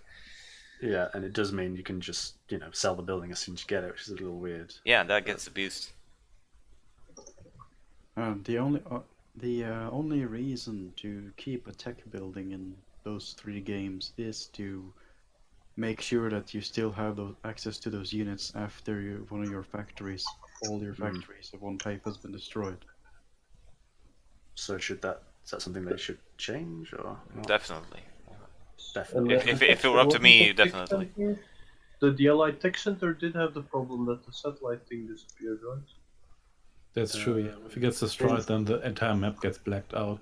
But I think it Yeah, that was partially actually bad. balances the spy satellite, which is otherwise pretty good. Did it black Yeah, out after it's really. launched? I can't remember. Yeah. Yes, it does. If you lose the tech center, then the map turns black again. Okay. Completely black. It doesn't remember what you actually Scout it. uncovered with your units. It was just all dark all of a sudden. Yeah, I guess it's what happens is once the satellite is launched, the allies just go, "Oh, we don't need our other equipment anymore. Just throw it away," and then the satellite. Yeah, I connection think goes most down. players sensibly concluded that after they built their tech center, they should sell it immediately to keep the tech, but don't risk the blackout. Yeah, I suppose so. Controlled blackout. That almost makes it a tactical choice. Yeah, indeed. One question I have for you guys: what do you think about how the Red Alert 1 engineers work versus the Command Conquer 1 engineers? So, because in Command Conquer 1 you can just enter a building and it's just yours. There's no delay like there is in Tiberian Wars and Red Alert 3, where the engineer has to wait a couple of seconds. But in Red Alert 2 you have to either send in a bunch of engineers, or you have to just shoot the building to scrap and then try to take it over before it gets repaired too much. I remember I once made Tora resign a game in Command and Conquer 1 by sending an APC to his base that might or might not have contained engineers. Okay. Yeah. It's like Schrodinger's APC. I mean, I'm the most used to the Tiberian Dawn / Rello 2 way of engineers, where an engineer just Same comes in a building and paints it in his own color. I think Red Alert's better. To be honest, I think it's just too cheesy to have an APC. Boom, your construction yards are gone. I mean, obviously you can say, well, you should wall it, which is fair enough, but In having, CNC having 2 more engineers in there to do it would at least. Commander did the same thing and it survived that too. So I don't know. in CNC1, Why the switch? a good tactic of stopping engineer rushes is just trying to box them in with like Humvees or buggies. Yeah. Yeah, just put a lot of minigunners throughout your base and you can basically stop any engineer rushes. Yeah.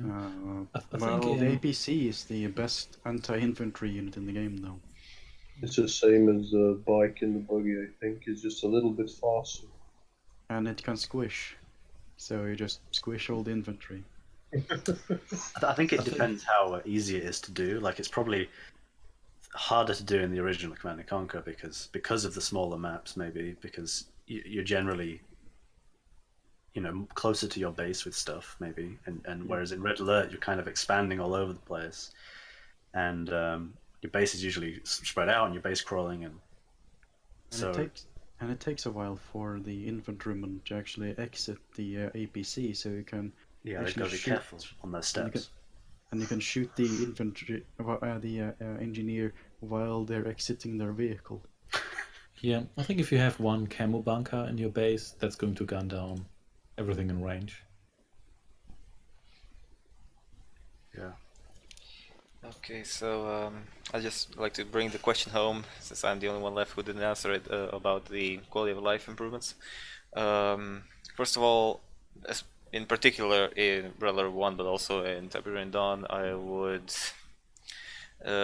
change the internal menu screens to be more informative, but still themed in the same way, like those backgrounds and buttons in the same style, because it's really important to know the map preview and not get cramped with so much information on a screen that was originally designed for 320 by 200 resolution.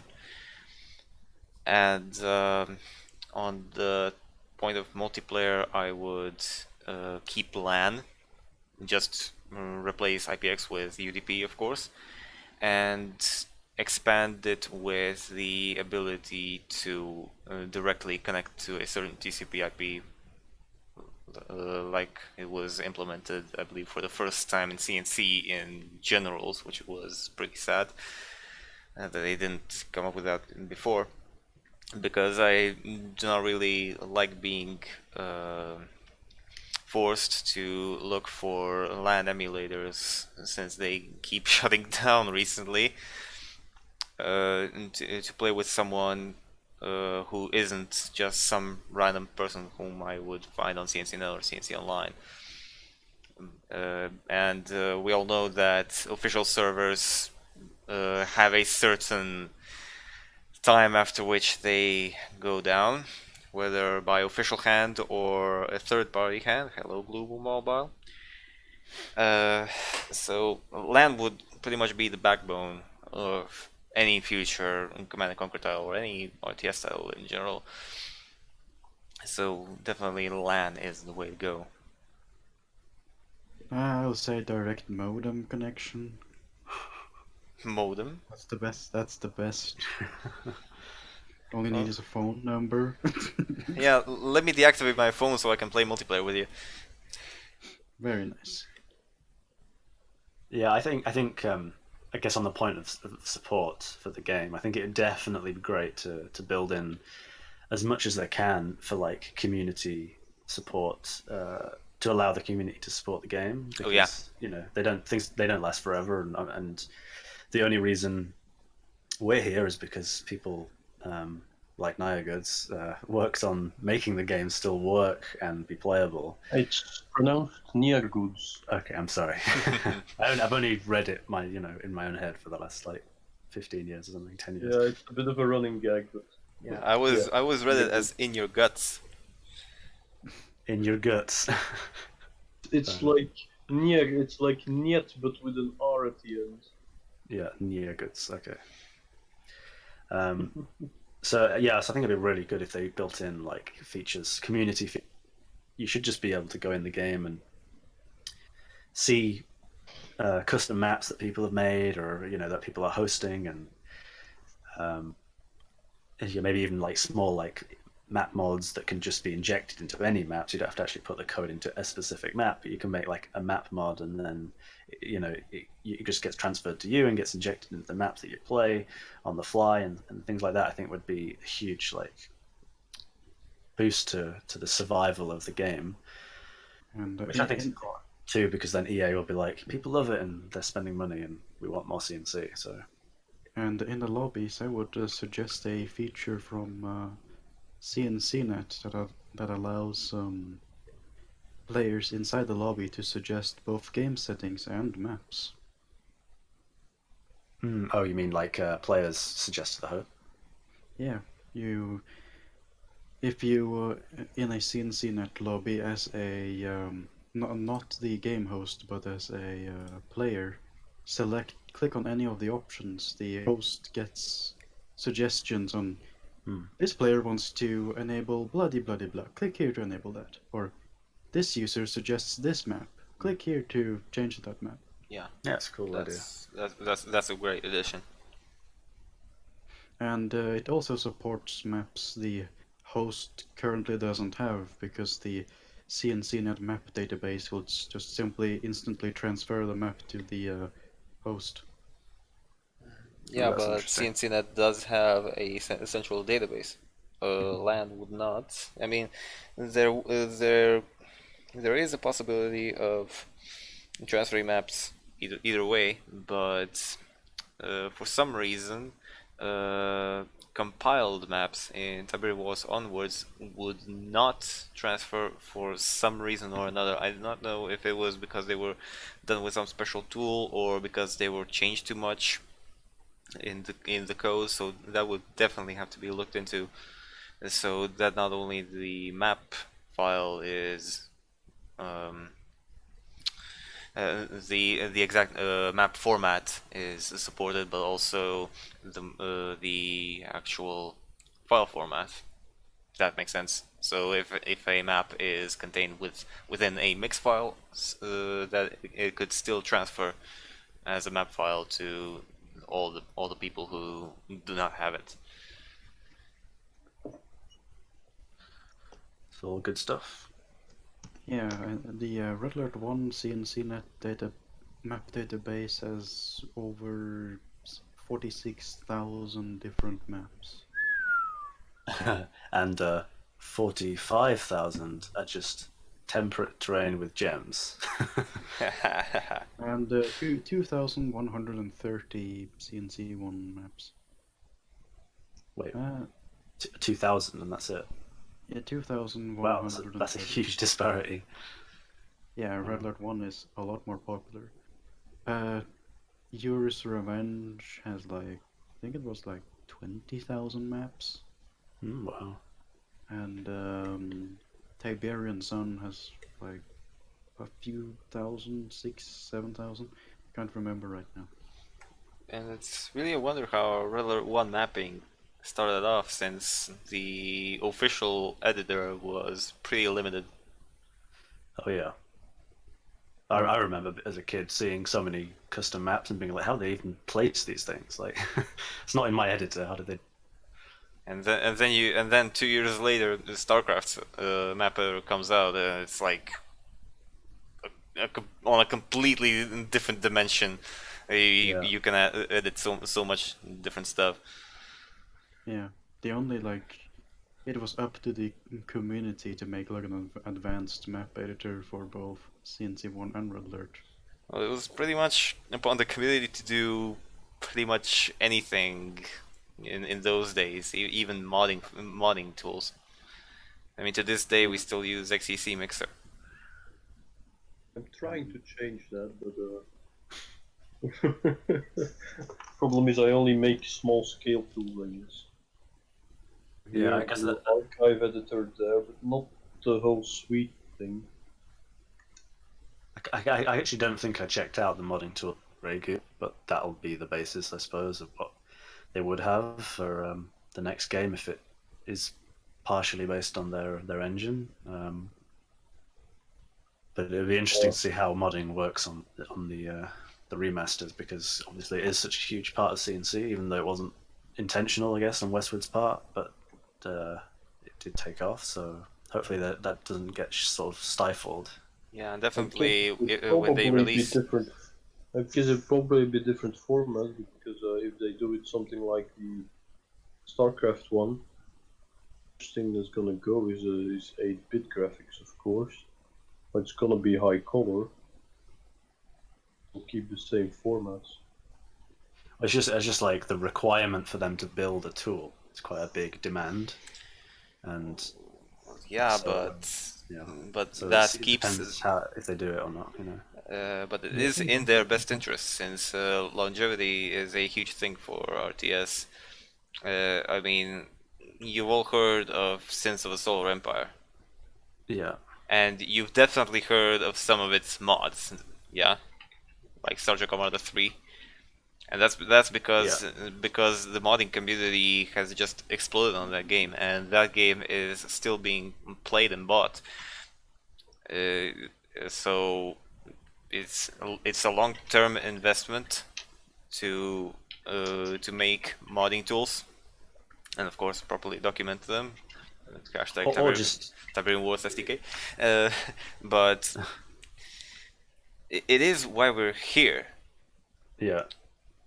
I mean, even if they just because it depends on the engine problem, but even if it's like it'd be better even if they didn't really require too many tools, because like if you look at Hearts of Iron, the text files are literally there open. They're not in any kind of data file or anything. Yeah, you can use like the Windows 95 text editor for almost Exactly. anything. And even the image files, they're just image files. They're not encrypted in any way, so you can like Paint and the text editor can get you very far. Yeah. Even though most people are probably still going to use something else. I mean, there is a case why they would choose to package them all in something like Mix or Big. I mean, compression is a big thing still. Yeah, so yeah, obviously, like the Paradox games are not graphically intensive, so that's probably partly why they're not compressed like that. But if this new remaster used like an advanced INI kind of system or something that was just there in the open for people to edit, that would be awesome. So they didn't have to create a complex tool where you can go through and select options. You just kind of can open the file. That would be really cool. But Well, compression nowadays is disappearing more and more from games. People just don't see the point anymore. You can just download a 20 gigabyte game like it's Well, nothing. I wish that I wish they would think it was something, because I hate downloading 60 gigabytes playing on. That's just a Yeah, game. it's that's actually even something that started the already 15 in gigabyte Tiberian day Sun. one patch. Tiberian Sun shapefiles are no longer really compressed. Yeah. White space, and that's all.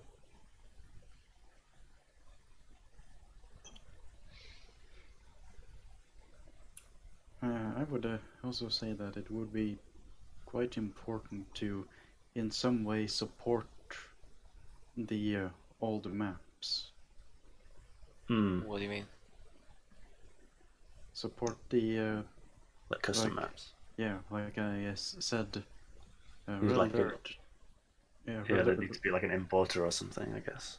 Yeah, Red Alert 1 has like, over 46,000 maps in the CnCNet database alone. Who knows how many maps there really are. Oh, I've got a bunch of CDs here with some really quality. I think we collected Oh, 100 let's on not go there. forum. No, I we have a won't. few of those CDs too, they're freaking amazing. Yeah, And then amazing how there's the many fact that duplicate people maps there are. use weird tricks in missions that abuse the, well, no, that kind of push the limits of what Command and Conquer 1 scripting can really do, and sometimes it relies on very strange edge cases in the triggers that get that right when they translate the trigger system to something new. Yeah, but even if it was more primitive than that, though, just for like multiplayer maps, it'd still be a good thing, I think. Like one of my favorite Red Alert 1 maps that I just remembered is Normandy. Or Red Alert 95.tk's Normandy. Which is a survival map. You just survive against a giant horde of AI enemies. So basically, you're the Nazis then. Yes, what the hell? They should make that a survival game, but you're the last guy in Berlin fighting off waves of Russians. And it ends with you shooting yourself through the head? I guess that's if you lose. Actually, what actually happened? I mean, for historical accuracy. Einstein arrives out of nowhere, shakes your hand, and then you disappear. Oh, I'm making Hitler jokes. Sorry. Well, we didn't mention his name until now, so... Yeah. Oh, I remember they actually blocked that on the old Westwood chat, didn't they? Really? Sorry? People were like, Hilter is a really bad man, and then other people are like, wait, don't you mean hit kick? Hilter was a Monty Python character. I know. Nice Mr. Hilter. It's also really interesting because Mr. Hilter is in their own games, so yeah. That was just the absurd part. I mean, they even banned Stalin and Hitler from saying that in the EA Command and Conquer forums for a while. It's like, both of them are in the Command and Conquer games, so you should probably not ban those words. The German version, they actually cut them from the intro. Oh, that's interesting. The German version cut a lot of things, let's be real. So what's the story then? They cut the only German-spoken part of the game from the German version. That's kind of absurd, isn't it? But it's probably for the better because the German is actually kind of bad. But so they don't change the story. And when I just don't made the uncut patches, I put that back in, and it sounded really weird because, of course, the voice actor for Einstein is different there, and so in the time travel part, he suddenly sounded completely differently, and I had nothing to replace it with because the whole part is cut out in the German version. Yeah, so the story isn't changed, but the scene is just not shown. I still remember how you tried to combine the scenes for the Tiberian Sun Hassan execution cutscene for the German version. I still think you have that file.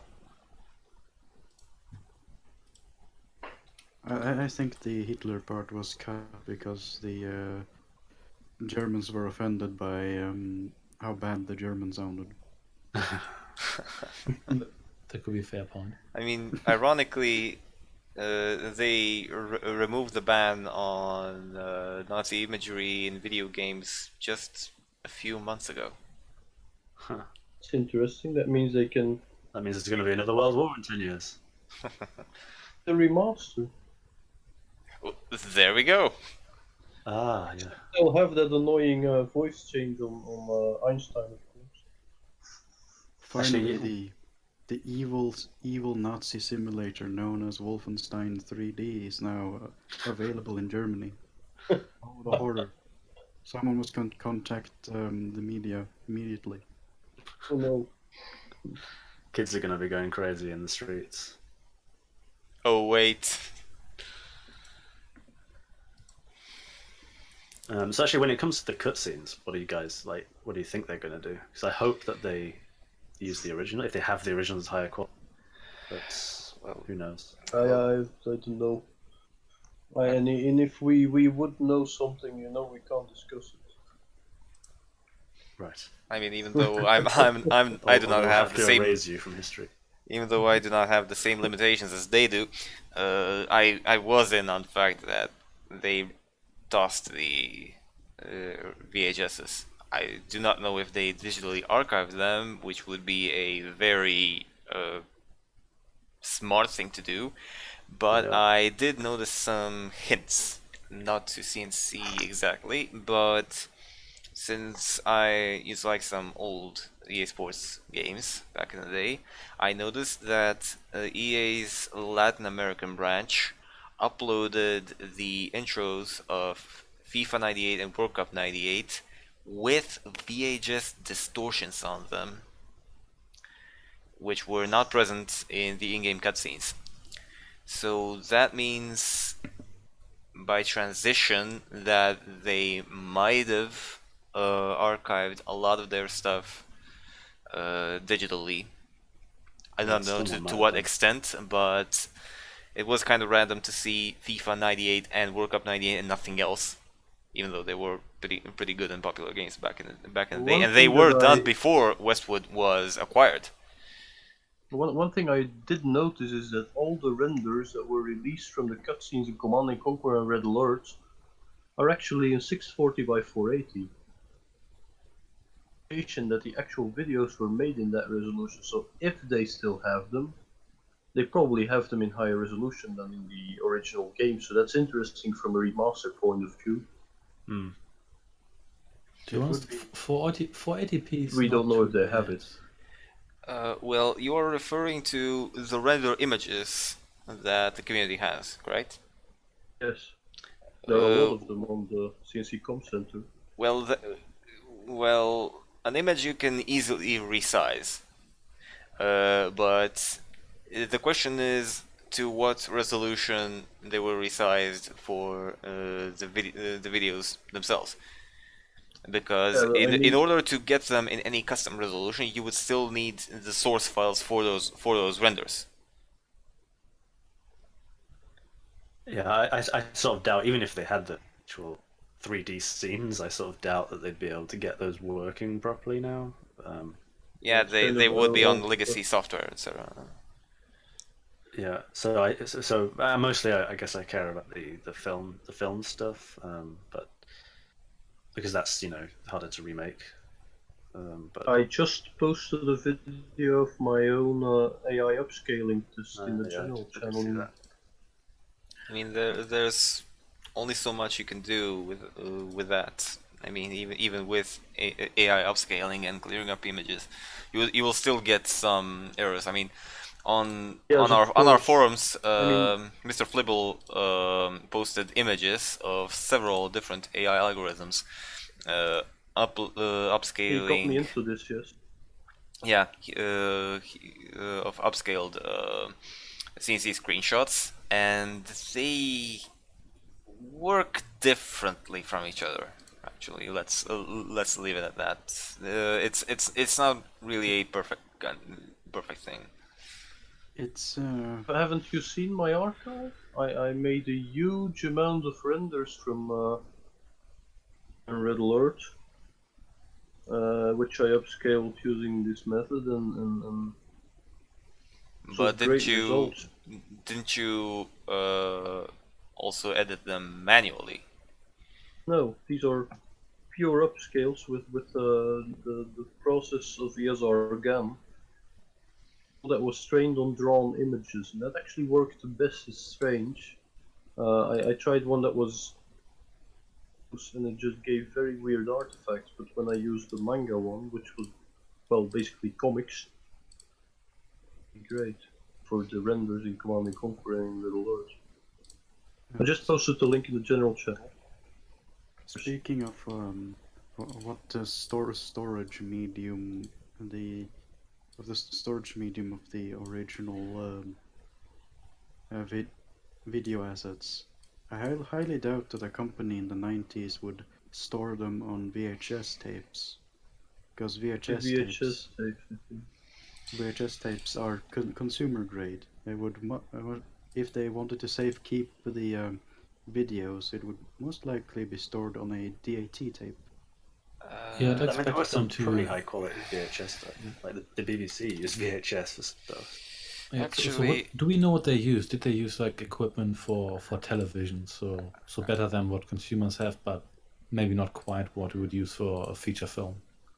Yeah, Westwood did actually have a bunch of their studio actually, if you look did actually have right now some on the stream, broadcast quality stuff.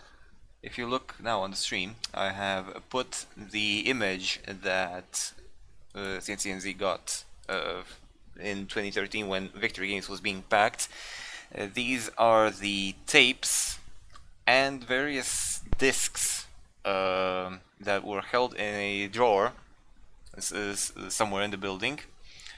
And we know what happened with those tapes. But these discs, I do not really know what type they are, apart from these gold ones. What Yeah, what kind of information they could have had.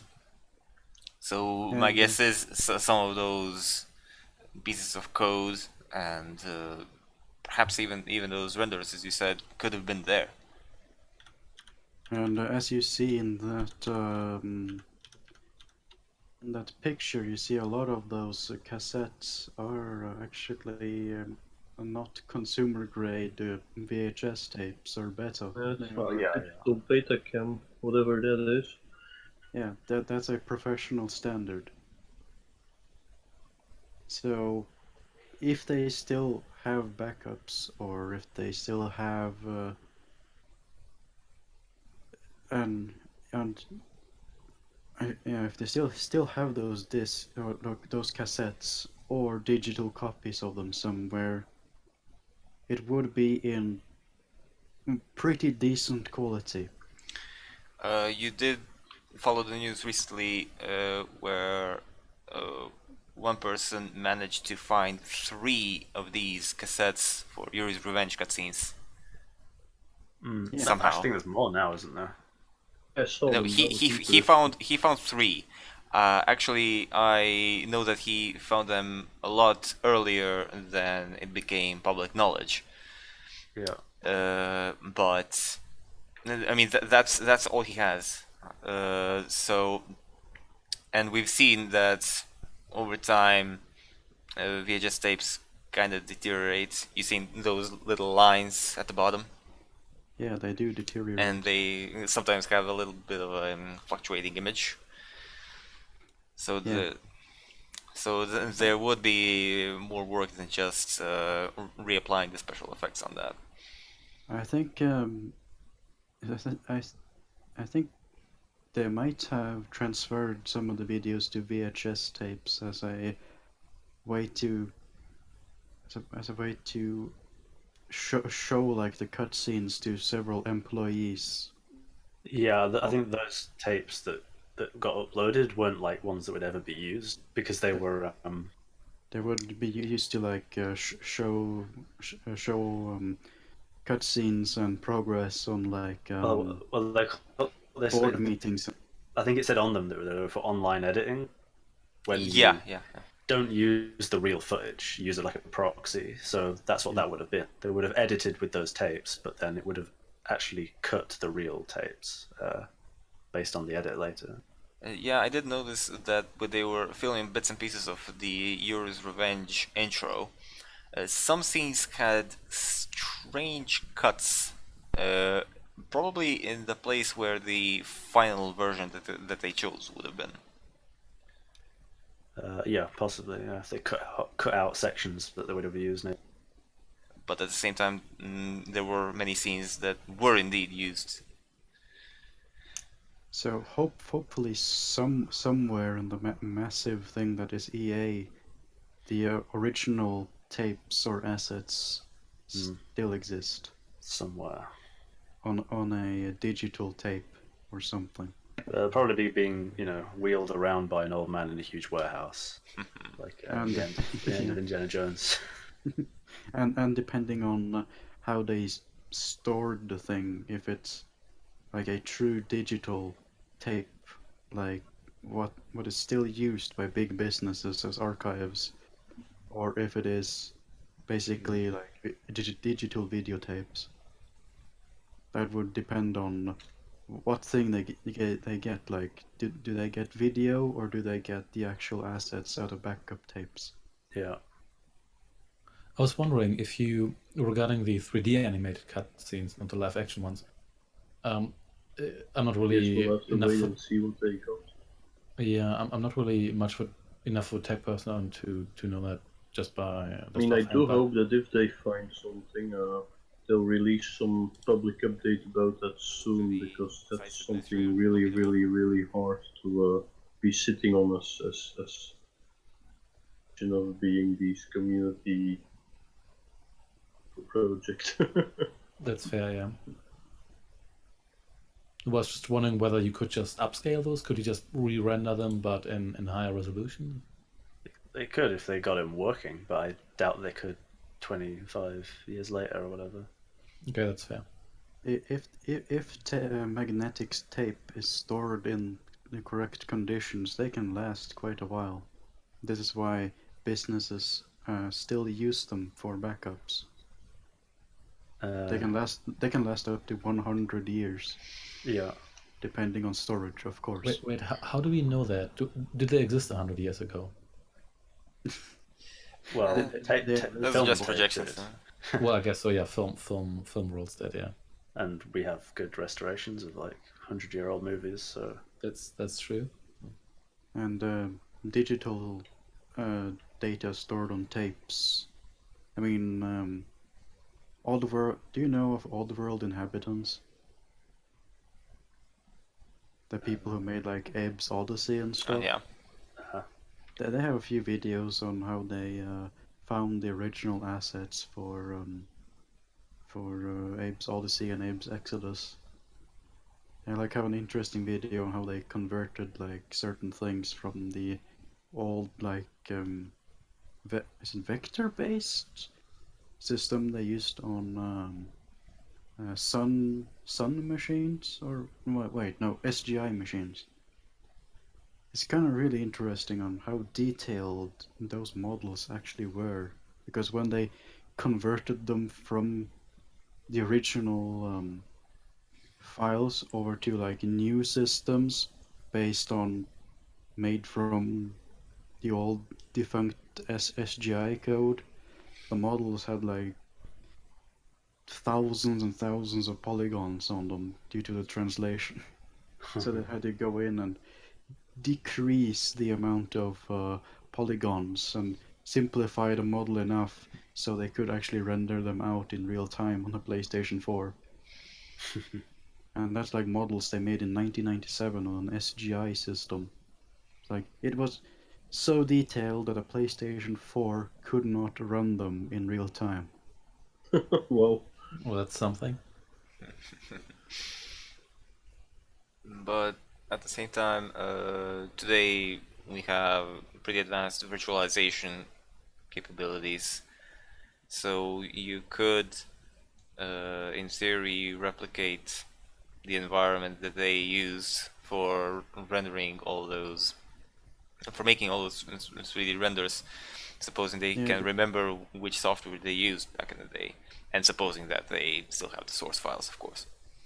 Yeah, most likely they used like I said, SGI systems, and then there's the matter of actually creating some sort of virtualization or emulation of the SGI hardware, which were all custom made for 3D production, running on some sort of weird Unix derivative.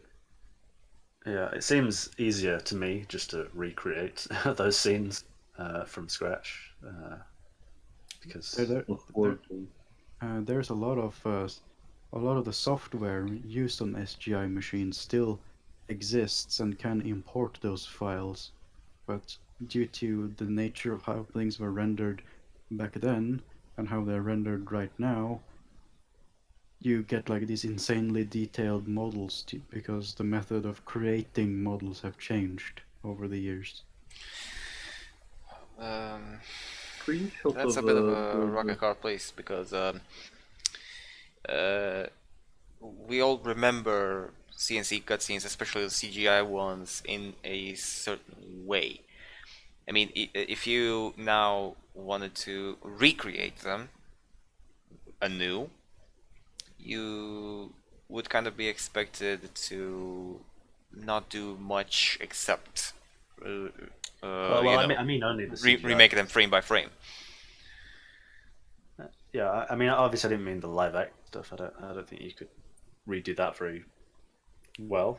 Well, I meant the CGI bits like the obelisk wrecking those Humvees, or the Badger bomber destroying that advanced power plant or something. I mean, yeah, I don't mind if that stuff, just recreated and a bit different. I think it's as long as you get the point across.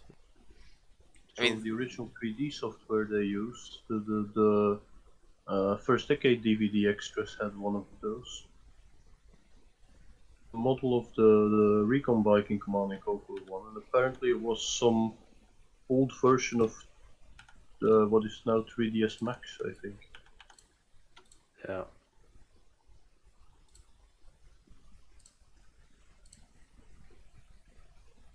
That seems really wasteful, the amount of polygons on there, and then the model of the guy inside the bike. I guess Oh, you but wouldn't that's the even see all of that. model. Yeah, but It's not the in-game model. maybe, but maybe it wouldn't take a month to render a scene. That's the image you can now see on the stream. Yeah, I don't know. Personally, I don't mind if they recreated that, because especially because they would have new models anyway for the units in game. So I'm not quite sure whether it would do that, because I think 3D cutscenes can be somewhat expensive, and there's a lot of them. A lot of missions have like an intro Yeah, I guess that's true. cutscene and a It win depends cutscene, a on- lose on cutscene. What kind of methods they use, but I suppose they'll be using walls. yeah, For upgrading the art. I think they're going to recreate the art from scratch, aren't they? It's the same team that did the StarCraft Remaster, StarCraft Lemon Sky, yeah.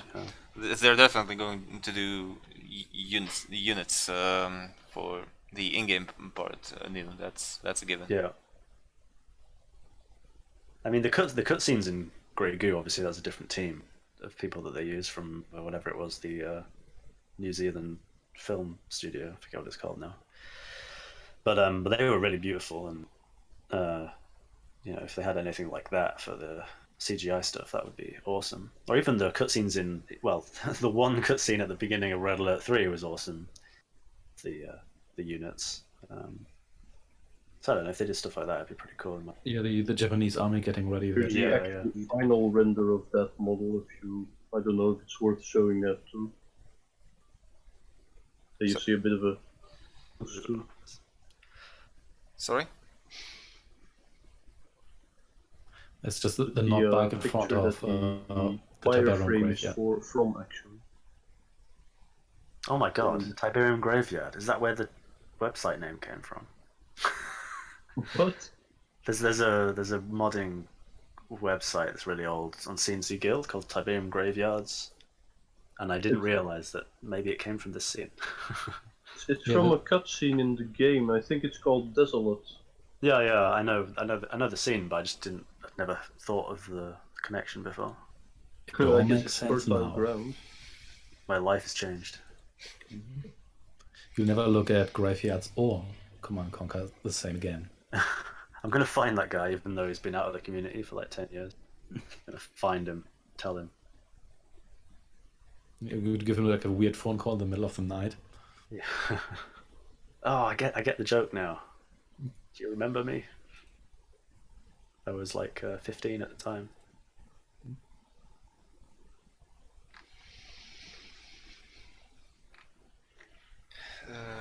Well, that was, believe it or not, all on the subject of quality of life. Holy hell. Our main question for tonight. Well, we was covered some intended. aspects of the game as well. Sorry? We covered some aspects of gameplay as well. Yeah. So. That's true, yeah. And there is one final question that I didn't have prepared for tonight, so we can wrap up. Why do you think Red Alert 1 is among the most popular, if not the most popular multiplayer game in the series, even to this day. I mean, anything that can come close to it in terms of numbers are 0 Hour and at certain times Mental Omega, which is a mod. Yeah. So, Nyerguds. Well, I'll just go right ahead and say I have no idea because I honestly never really enjoyed it in multiplayer. Of course, I'm not really a multiplayer guy. I just prefer going through the storylines and the missions and how they all set it up for me. I just enjoy that more than playing against people. I don't really get the action out of beating a human being because it doesn't progress anything.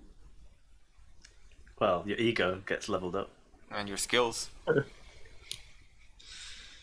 Okay, OmegaBolt. Yeah, I'm not actually too sure either. Because I personally think that the original Command & Conquer is better online, but I think probably like I suggested earlier that maybe having skirmish in Red 1 did help because lots of people could just sit and play the game without having to replay the same missions over and over. So maybe that was a big help. Maybe it coming out slightly later, so it's slightly more developed than the original. Maybe it just like hit. People had already heard of Command & Conquer, so it's established, and that it was the first one I played as well, although not online, because it was, like I said, it was on the PlayStation. But I played the original later as well for some reason, so I guess it just, I don't know, it just maybe it came off the back of the first one and just kind of hit more people, I guess. I don't know. The old remark, the remark that was made earlier about being the Quake of the Command & Conquer series, that might be applicable here. Because Quake also did well online. It's just a very fast-paced game. I guess maybe that appeals somehow. Maybe the situation is a bit more relatable, like because the original CNC is kind of, whereas this is like kind of World War II, but with Soviets, which is very iconic compared to GDI and Knob that you don't know. So maybe Allies and Soviets thing is very, big, especially further back you go in history. Well, you could say that Tiberian Dawn was also pretty topical for the time. Yeah, well, definitely, and still is. I mean, GDI represented these Western powers, while NOD was in these areas that were already under war, especially former Yugoslavia. Yeah, but it's just they're not on the surface. They're not like as recognizable because they're not existing, countries or whatever. So this is kind of just World War II with some crazy technology, which is pretty cool. So I guess it's something people can jump into a bit easier. I agree with that. I think for some, it's a little bit more accessible in that regard because you've got the red guys on the one side, you've got the blue guys on the other side, and it's essentially like the Cold War gone hot up to a certain degree. Whereas Command & Conquer 1 is more like related to the Gulf War and the wars in Yugoslavia, which was more current, but at the same time, the wars are probably a bit harder to understand. Yeah. Like the motives behind that and the reason why they happened, and they were also a lot more asymmetrical, whereas like the communists on one side and the capitalists on the other side. Got silence all of a sudden. Yeah, that's a fairly like iconic and like simple conflict, even though it's of course more multi-layered in real life, but in video games, like having the blue guys versus the red guys, everybody can like easily attach to that. True. Plus, there's been like decades of propaganda Yeah. about the simplicity of the Cold War. Let's say so. That's like, true. Yeah, but everyone on the other hand, the Soviets are really popular.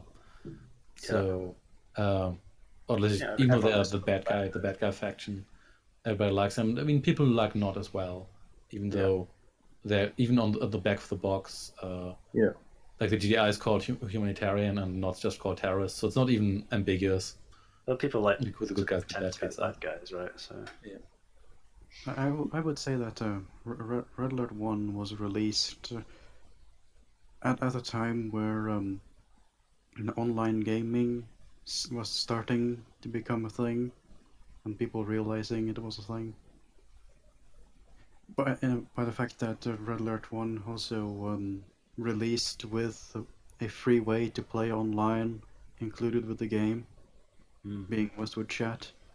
Plus, I have an internet coupon in my Red Alert. And I'm gonna cash it in one day. and Red Alert 1 developed a community that was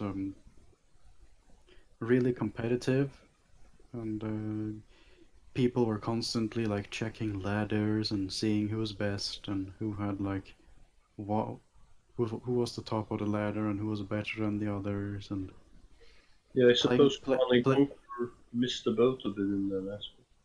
yeah, and even after like Westwood Online was shut down, the Red Alert community had already migrated to third-party services like Kali, Kali.net, which remained very, very popular until CnCNet 4 came around, and plenty of the Kali players just moved over from Kali to CnCNet because CnCNet actually worked on modern computers and stuff.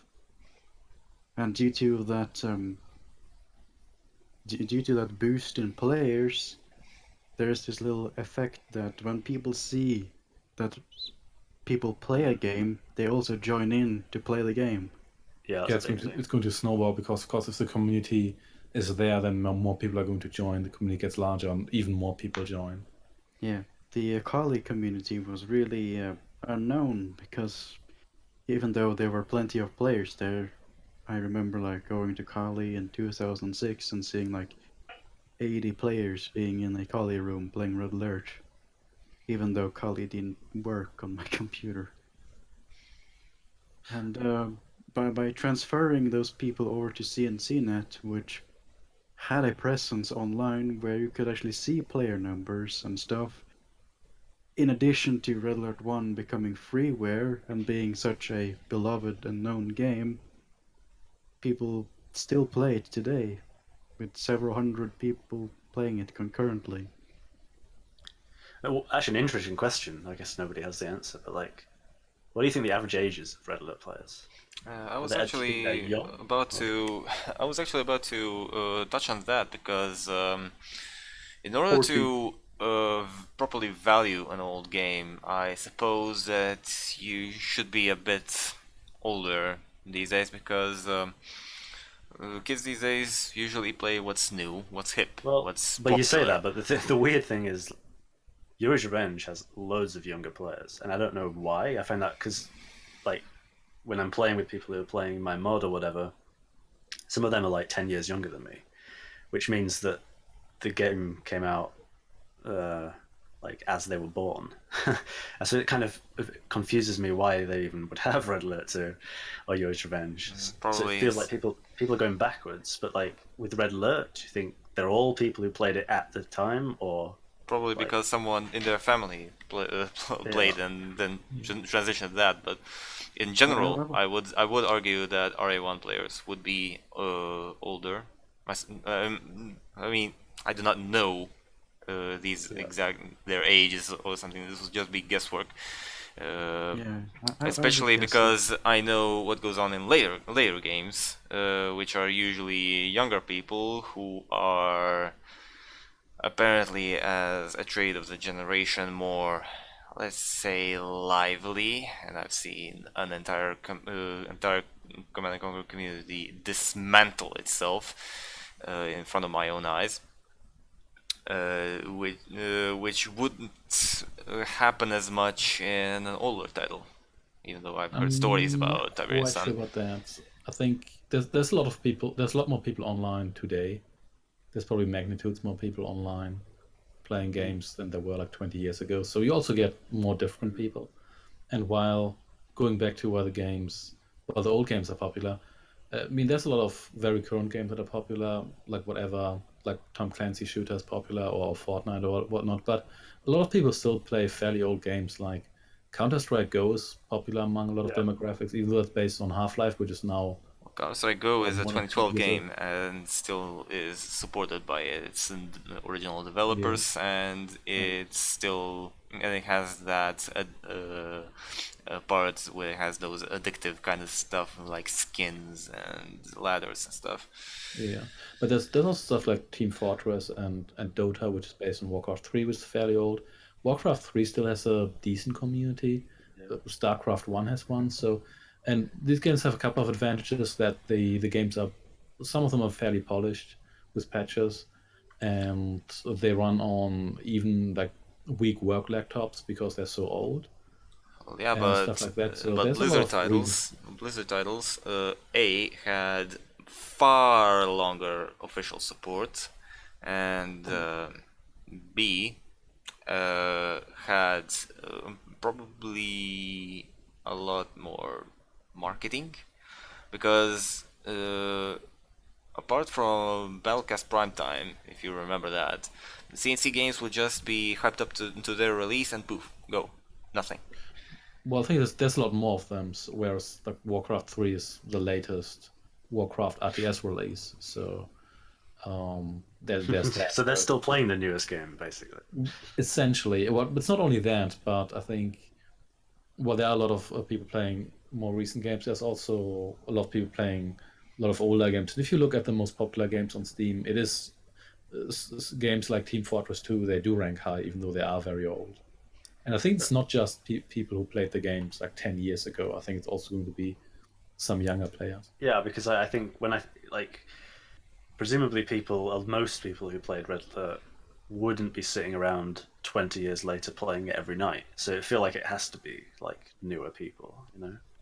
Yeah, and I think we've mentioned that before. Red Alert, it's free. It's legally free. If you install the client, you can go from, I want to play this game, to being in a game in literally 5 minutes. Yeah. And all you do That is you makes download it interesting because that means the remaster is going to be not just aimed at the nostalgia crowd, but also at a new generation who picks it up. Yeah, that's kind of a question I want to ask as well, is like, because you're going to have a whole a whole generation of players who've like, their favorite game will be Tiberian Wars or Red Alert 3, maybe even Tiberian Twilight, and that's kind of what they expect from CNC, maybe. Whereas, so like, what will this game do to them? Do you think? Like, well, I think the basics are still intact, and we've talked about a couple of quality of life features. I think it's always interesting to see where it all came from, but that may just be me, you know. yeah, When I start a game series, I think it's always interesting to look at the first games in the series first. yeah. Especially now, I guess it's remastered, so it's not, you know, you're not playing Yeah, any of the like game. they standards are of course all hilariously in tech and in controls. Yeah, but I feel like we're pretty like you know, unique diehard players. So like, it's kind of hard for me to imagine like. Well, I still prefer playing Doom 2 as the upgraded Doom Dynasty, where you just got multiple unit selection and normal mouse click commands instead of the whole sidebar thing. I don't think it takes away from the experience of playing the game, so that favor of remastered. Yeah. I'm not really sure who the exact target audience would be for these remasters, because players who already play these games already have them and can get them for free, buy them for $0 if you will. Newer gamers do not really care much about RTS, and those who do attempt do not stick around much for the most part. I mean, you can still see someone getting into RTS, but on average people will just give up and play something else. So I believe this is more of a politically made game in a way, because EA would probably want to engage interest in a new Command & Conquer game by trying to make us oldies at least a bit more trusting in them. This game is not really made to be played, but as a sort of white flag for negotiation. Maybe. I mean, I don't know. It is strange, I guess, to think as well that there hasn't even been a proper CNC for like 10 years. Yeah, actually, the last CNC that anyone would, in their right minds, call good, Relo 3 Uprising, will have its 10-year anniversary in 10 days. Right. That one didn't even have multiplayer. Yeah. That's true. Yeah, that's true. Yeah, but I think that's okay if they want to gauge interest. Oh yeah, I hope that how people react. make And more. if it gets some new and younger people aboard, I think that's perfectly fine. It's probably going to help if the game just pops up again, because having a proper release will always help. Even though Red Alert can be easily played and downloaded right now as we speak, if the game comes out with a bit of buzz and there will be reviews and people will make videos about it, etc., I think that still helps. It's like psychologically, it's not never going to be quite the same as just saying, "Oh, this game is just here. You could play it right now." Yeah. I just wonder like who, especially if, like I said, if there hasn't been one for 10 years, like does a younger player, like an 18-year-old or something, do they know what Command and Conquer is exactly? Like when they see the box is not going to be a box. I would argue that they wouldn't even know what proper RTS is unless they already played StarCraft 2 and nothing maybe. else. I mean, yeah, StarCraft 2. But I think it can work. I mean, between StarCraft 1 and 2, that was 12 years.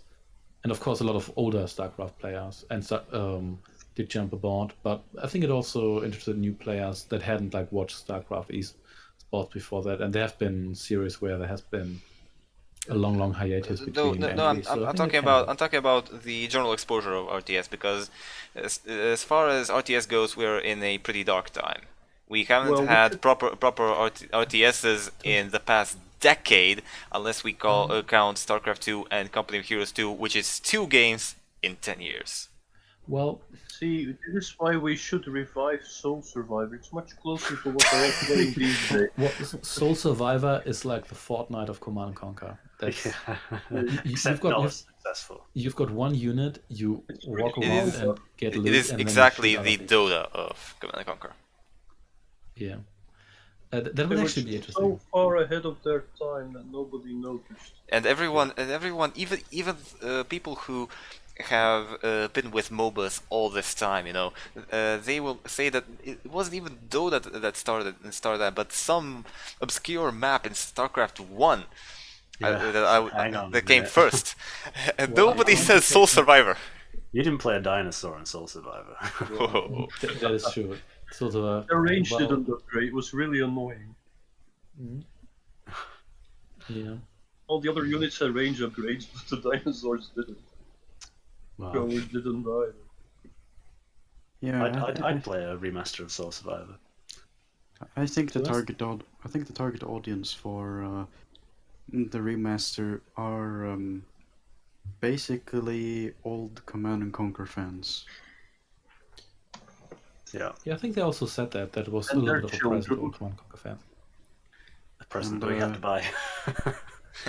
I Well, mean, yeah, like- we already have these Fuck, games fuck. for free, so the No, question well, is, yeah, the- I don't know. I'd buy it, obviously. I think it would be interesting if they did it the same way as they as Blizzard did with StarCraft. no, Like, I definitely would not be aboard with that, because StarCraft Remastered is basically something that holds high resolutions and RASM, which was made by fans already several years prior for free. Just because they changed the renderer and put that artificial limit. Plus, they, I believe, restricted ranked play for only people who play who have the remastered, which is basically a glorified DLC for the base game, which is free. And I don't know. and it has those new graphics that are some of them are really good, and some of them are like Like what? I can't really put my finger on it because that's mostly an impression that I had looking at the screenshots and. Well, I think StarCraft Remastered is pretty awesome, but I don't. I mean, I guess when you said it should be done the same, did you mean as a patch? Because I think that would not really work. Not as a patch, but I mean putting Command and Conquer Remastered in Origin. Well, Command and Conquer in Origin as a free game, and you basically pay for better graphics. No. I would definitely not be on board with something that is tied to client because, Well, it will in be. principle, I am very heavy on being DRM free. I will be buy only in games from Origin, GOG. I torment people with posts about GOG. I mean, if there was some other DRM free store other than GOG, I will probably be there too. The Pirate Bay. Yeah, it would be preferable to have have the game DRM free. Well, yes, But, because apparently, because will if be you nice to- remember, DRM free has through these years been nothing but long-term detrimental to people who actually play the game without no CD cracks. Take for example, Safe Disk. When Microsoft decided to remove the driver in Windows 10 and just disable it for Windows Vista through 8, every game that has Safe Disk is no longer playable unless you get a crack. Also, you have Denuvo, which has been proven to completely hammer the computer performances of the games of the computers running the games that are protected with it, which is pretty much why certain developers would remove it after the crucial first weeks of sales would end, which was the case with Doom 2016. And in general, it is just multiple DRM. and it's generally just the publishers and developers saying, "Hey, I believe you're a thief," and you know. But in general, DRM is just a fairy tale because no DRM will be uncrackable. Denuvo had an amazing year and a half period of being uncrackable. I mean, that is definitely worth of admiration, even for someone who hates DRM. I will clap to them definitely if they were listening to this. I don't believe they do, but still. But in the long term, it's just a hindrance. The games will always be pirated. Always the same people who will pirate any new game not on Origin. I mean, have they released it on anywhere other than Origin in the last couple of years? No, they haven't released a game like one of their own games on outside Origin in the last 5 years or so. They have, but backlogged games on GOG. They had a set of SimCity 3000 Unlimited, which was a digital debut, which they I believe have on Origin even. Dragon Age Origins with all DLC and the original Mirror's Edge. Yeah, but I doubt they'll do that with CnC then, is it? Game. They could, because it is essentially an old game. And but it's not a real. They're going to be thinking. And they are getting a lot of money from GOG because Dungeon Keeper series and Theme Hospital are among the all-time best-selling games over there, and they own those IPs.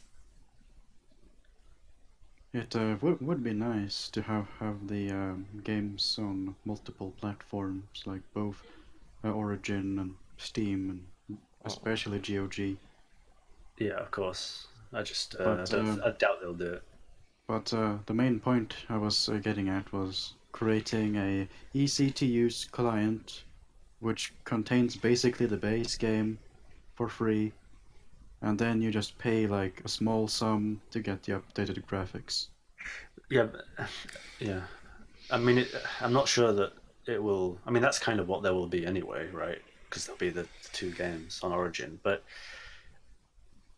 the reason it works in StarCraft is because it's literally the same engine and game. They updated the original game, but it just loads the old graphics, and then if you pay, Yeah. you load the new graphics. So there's no actual separation, whereas there would be here. Yeah, And I their think that's their where it code would is be. exactly the same. Yeah. So it would be. It wouldn't really be the same thing here. It would just be like you already have, which you can download CNC or you can buy the remaster. So. Well,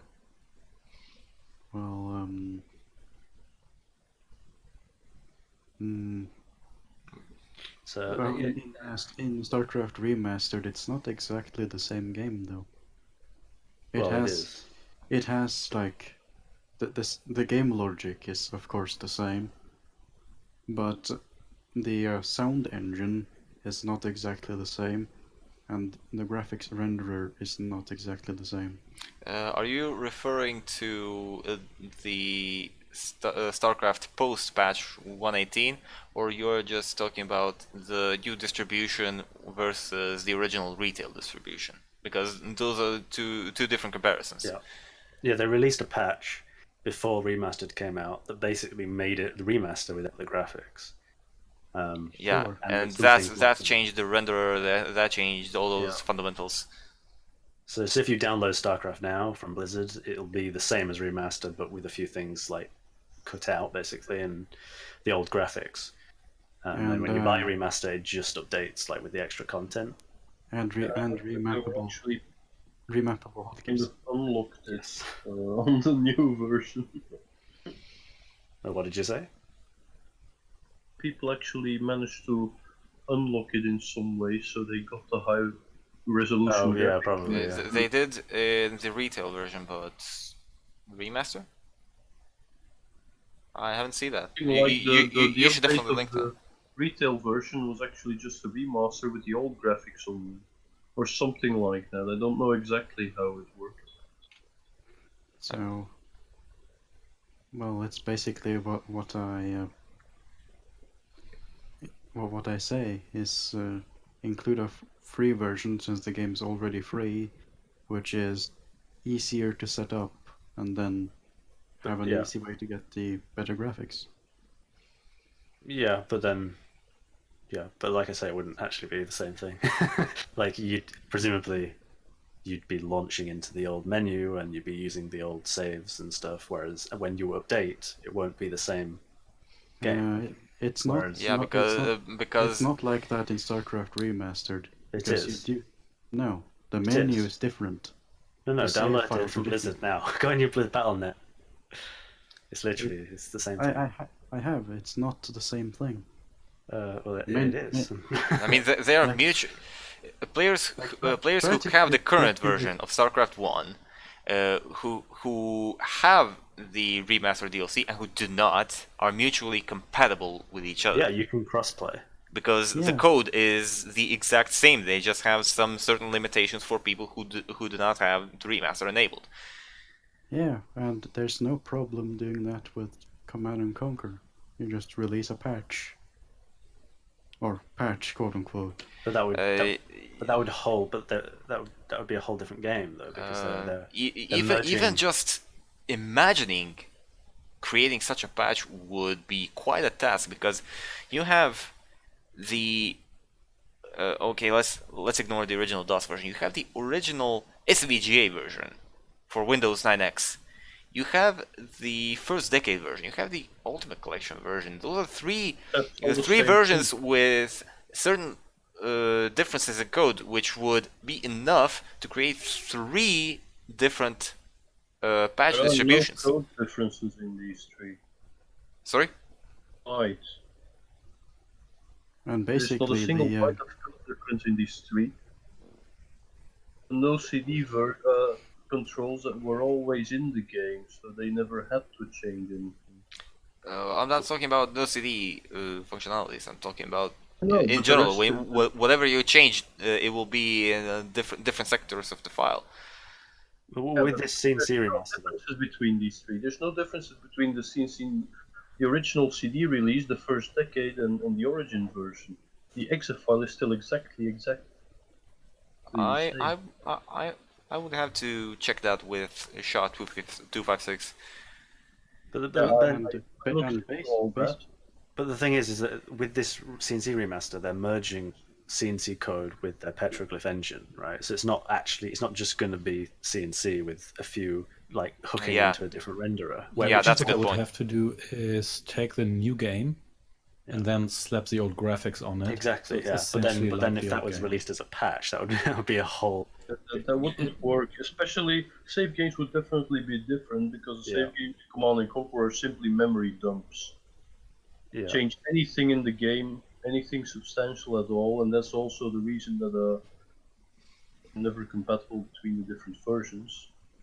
Say change anything Yeah, at all basically. that structure slightly changes and nothing works anymore, because loading a save game is literally just in the save game dumping it in memory back again. So if the structures don't match, nothing matches and it just crashes.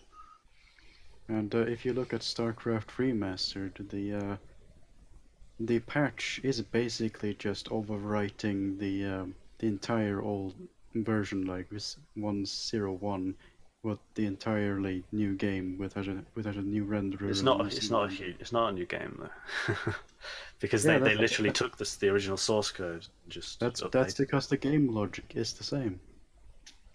Different game with the same game logic. I Well, guess. You well, could maybe the always game logic, but not the file structure. The Yeah, engine could be different. like it. But they're still using. But I mean, they've said it's still the same source code that they were basing it on, the original Sure. game. So it's I don't see how it's really comparable, to be honest, to this way. And StarCraft It's been Remastered also has an entirely different, what is it called, the file container system. Like Yeah, it's like the old- StarCraft Yeah. 2. Yeah. yeah, like original StarCraft uses MPQ files, and StarCraft Remastered uses CASC files.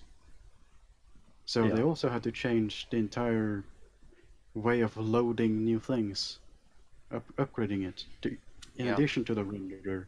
So And the it sound. basically means the entire internal file system, so to speak, is probably replaced. Yeah, and to patch from one to another, you would basically have to go through the entire game, and Yeah. then what's the That's point?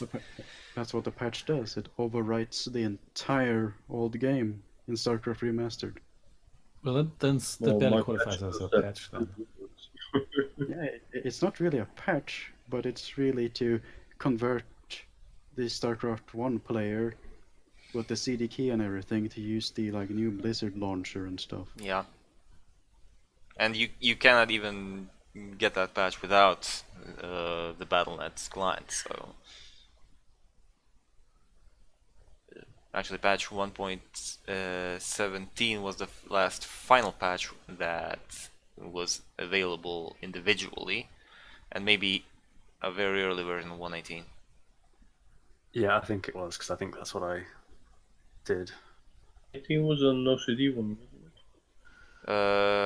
Version 1.15.2 was the one that enabled you to grab the yeah. setup files, rename them, and not use the CD. Mm-hmm.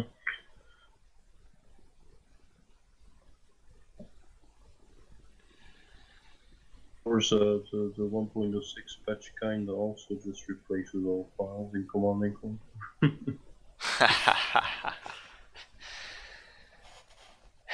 Anyway, we've been streaming for 3 hours now, and Well- I'm out of questions. So, is there anything you would like to add as some sort of final thought, or something that we've discussed but you want to say?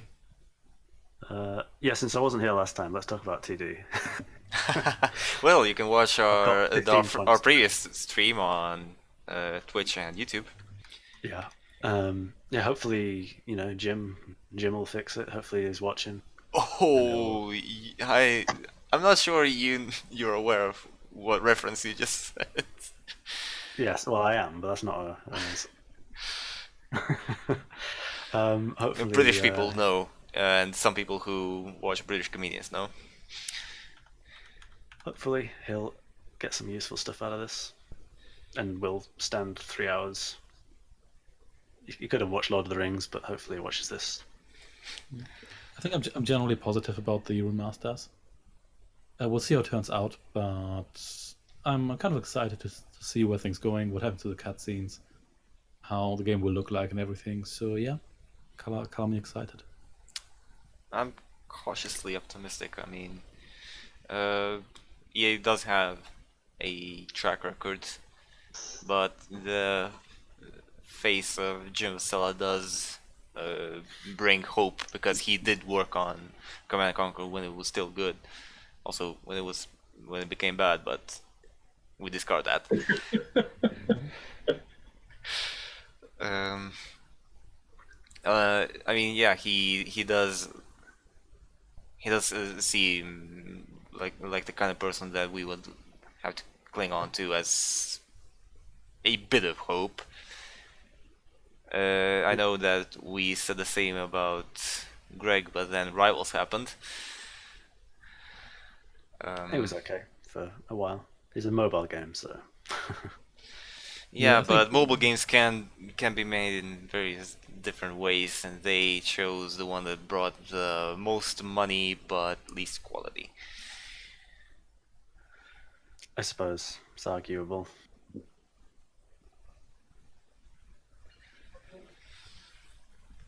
Okay. So I believe that would conclude our second stream. For the next one, I don't know what we would do. We could just go through the entire Command & Conquer series and just talk about stuff that that bother us, that we still hold dear alike. Or we could just go back to these two games and make them so that the community and any willing EA or Petroglyph staff, hint hint, give us questions for the next stream that we would then cover. That'd be cool. As- I mean, have you ever got like a petroglyph staff on here? That'd be cool. Get someone to talk with us. Well, we Of course, did. the issue with that would be that they can only say so much about the game. Well, yeah, but I mean, they can Yeah, talk about but they learn can Command & Conquer. ask or drop us a certain hint to us on what to discuss. So we Hint, what if Kane had hair? well, he has hair, only in a different part of his head. That's true. Huh? Got very hairy chin. Yeah. It's highly concentrated hair. So I believe we'll. He has the same number of hairs as everyone else, all on his chin. Yeah. Actually, it's so dense it can deflect an ion cannon blast. That explains so much. Yeah. That explains Command & Conquer. So we'll discuss this amongst each other and other community leaders on what to do for the next stream. I hope this was useful, a useful discussion, at least an interesting one. I mean, it was to me because you guys have really interesting opinions on various aspects of these games, and I'll hope that we'll continue to do these in the same manner, or maybe even better. We'll see. So for tonight, that'll be us signing off. Thank you for watching, sticking with us, and until next time, goodbye. Take care. Goodbye.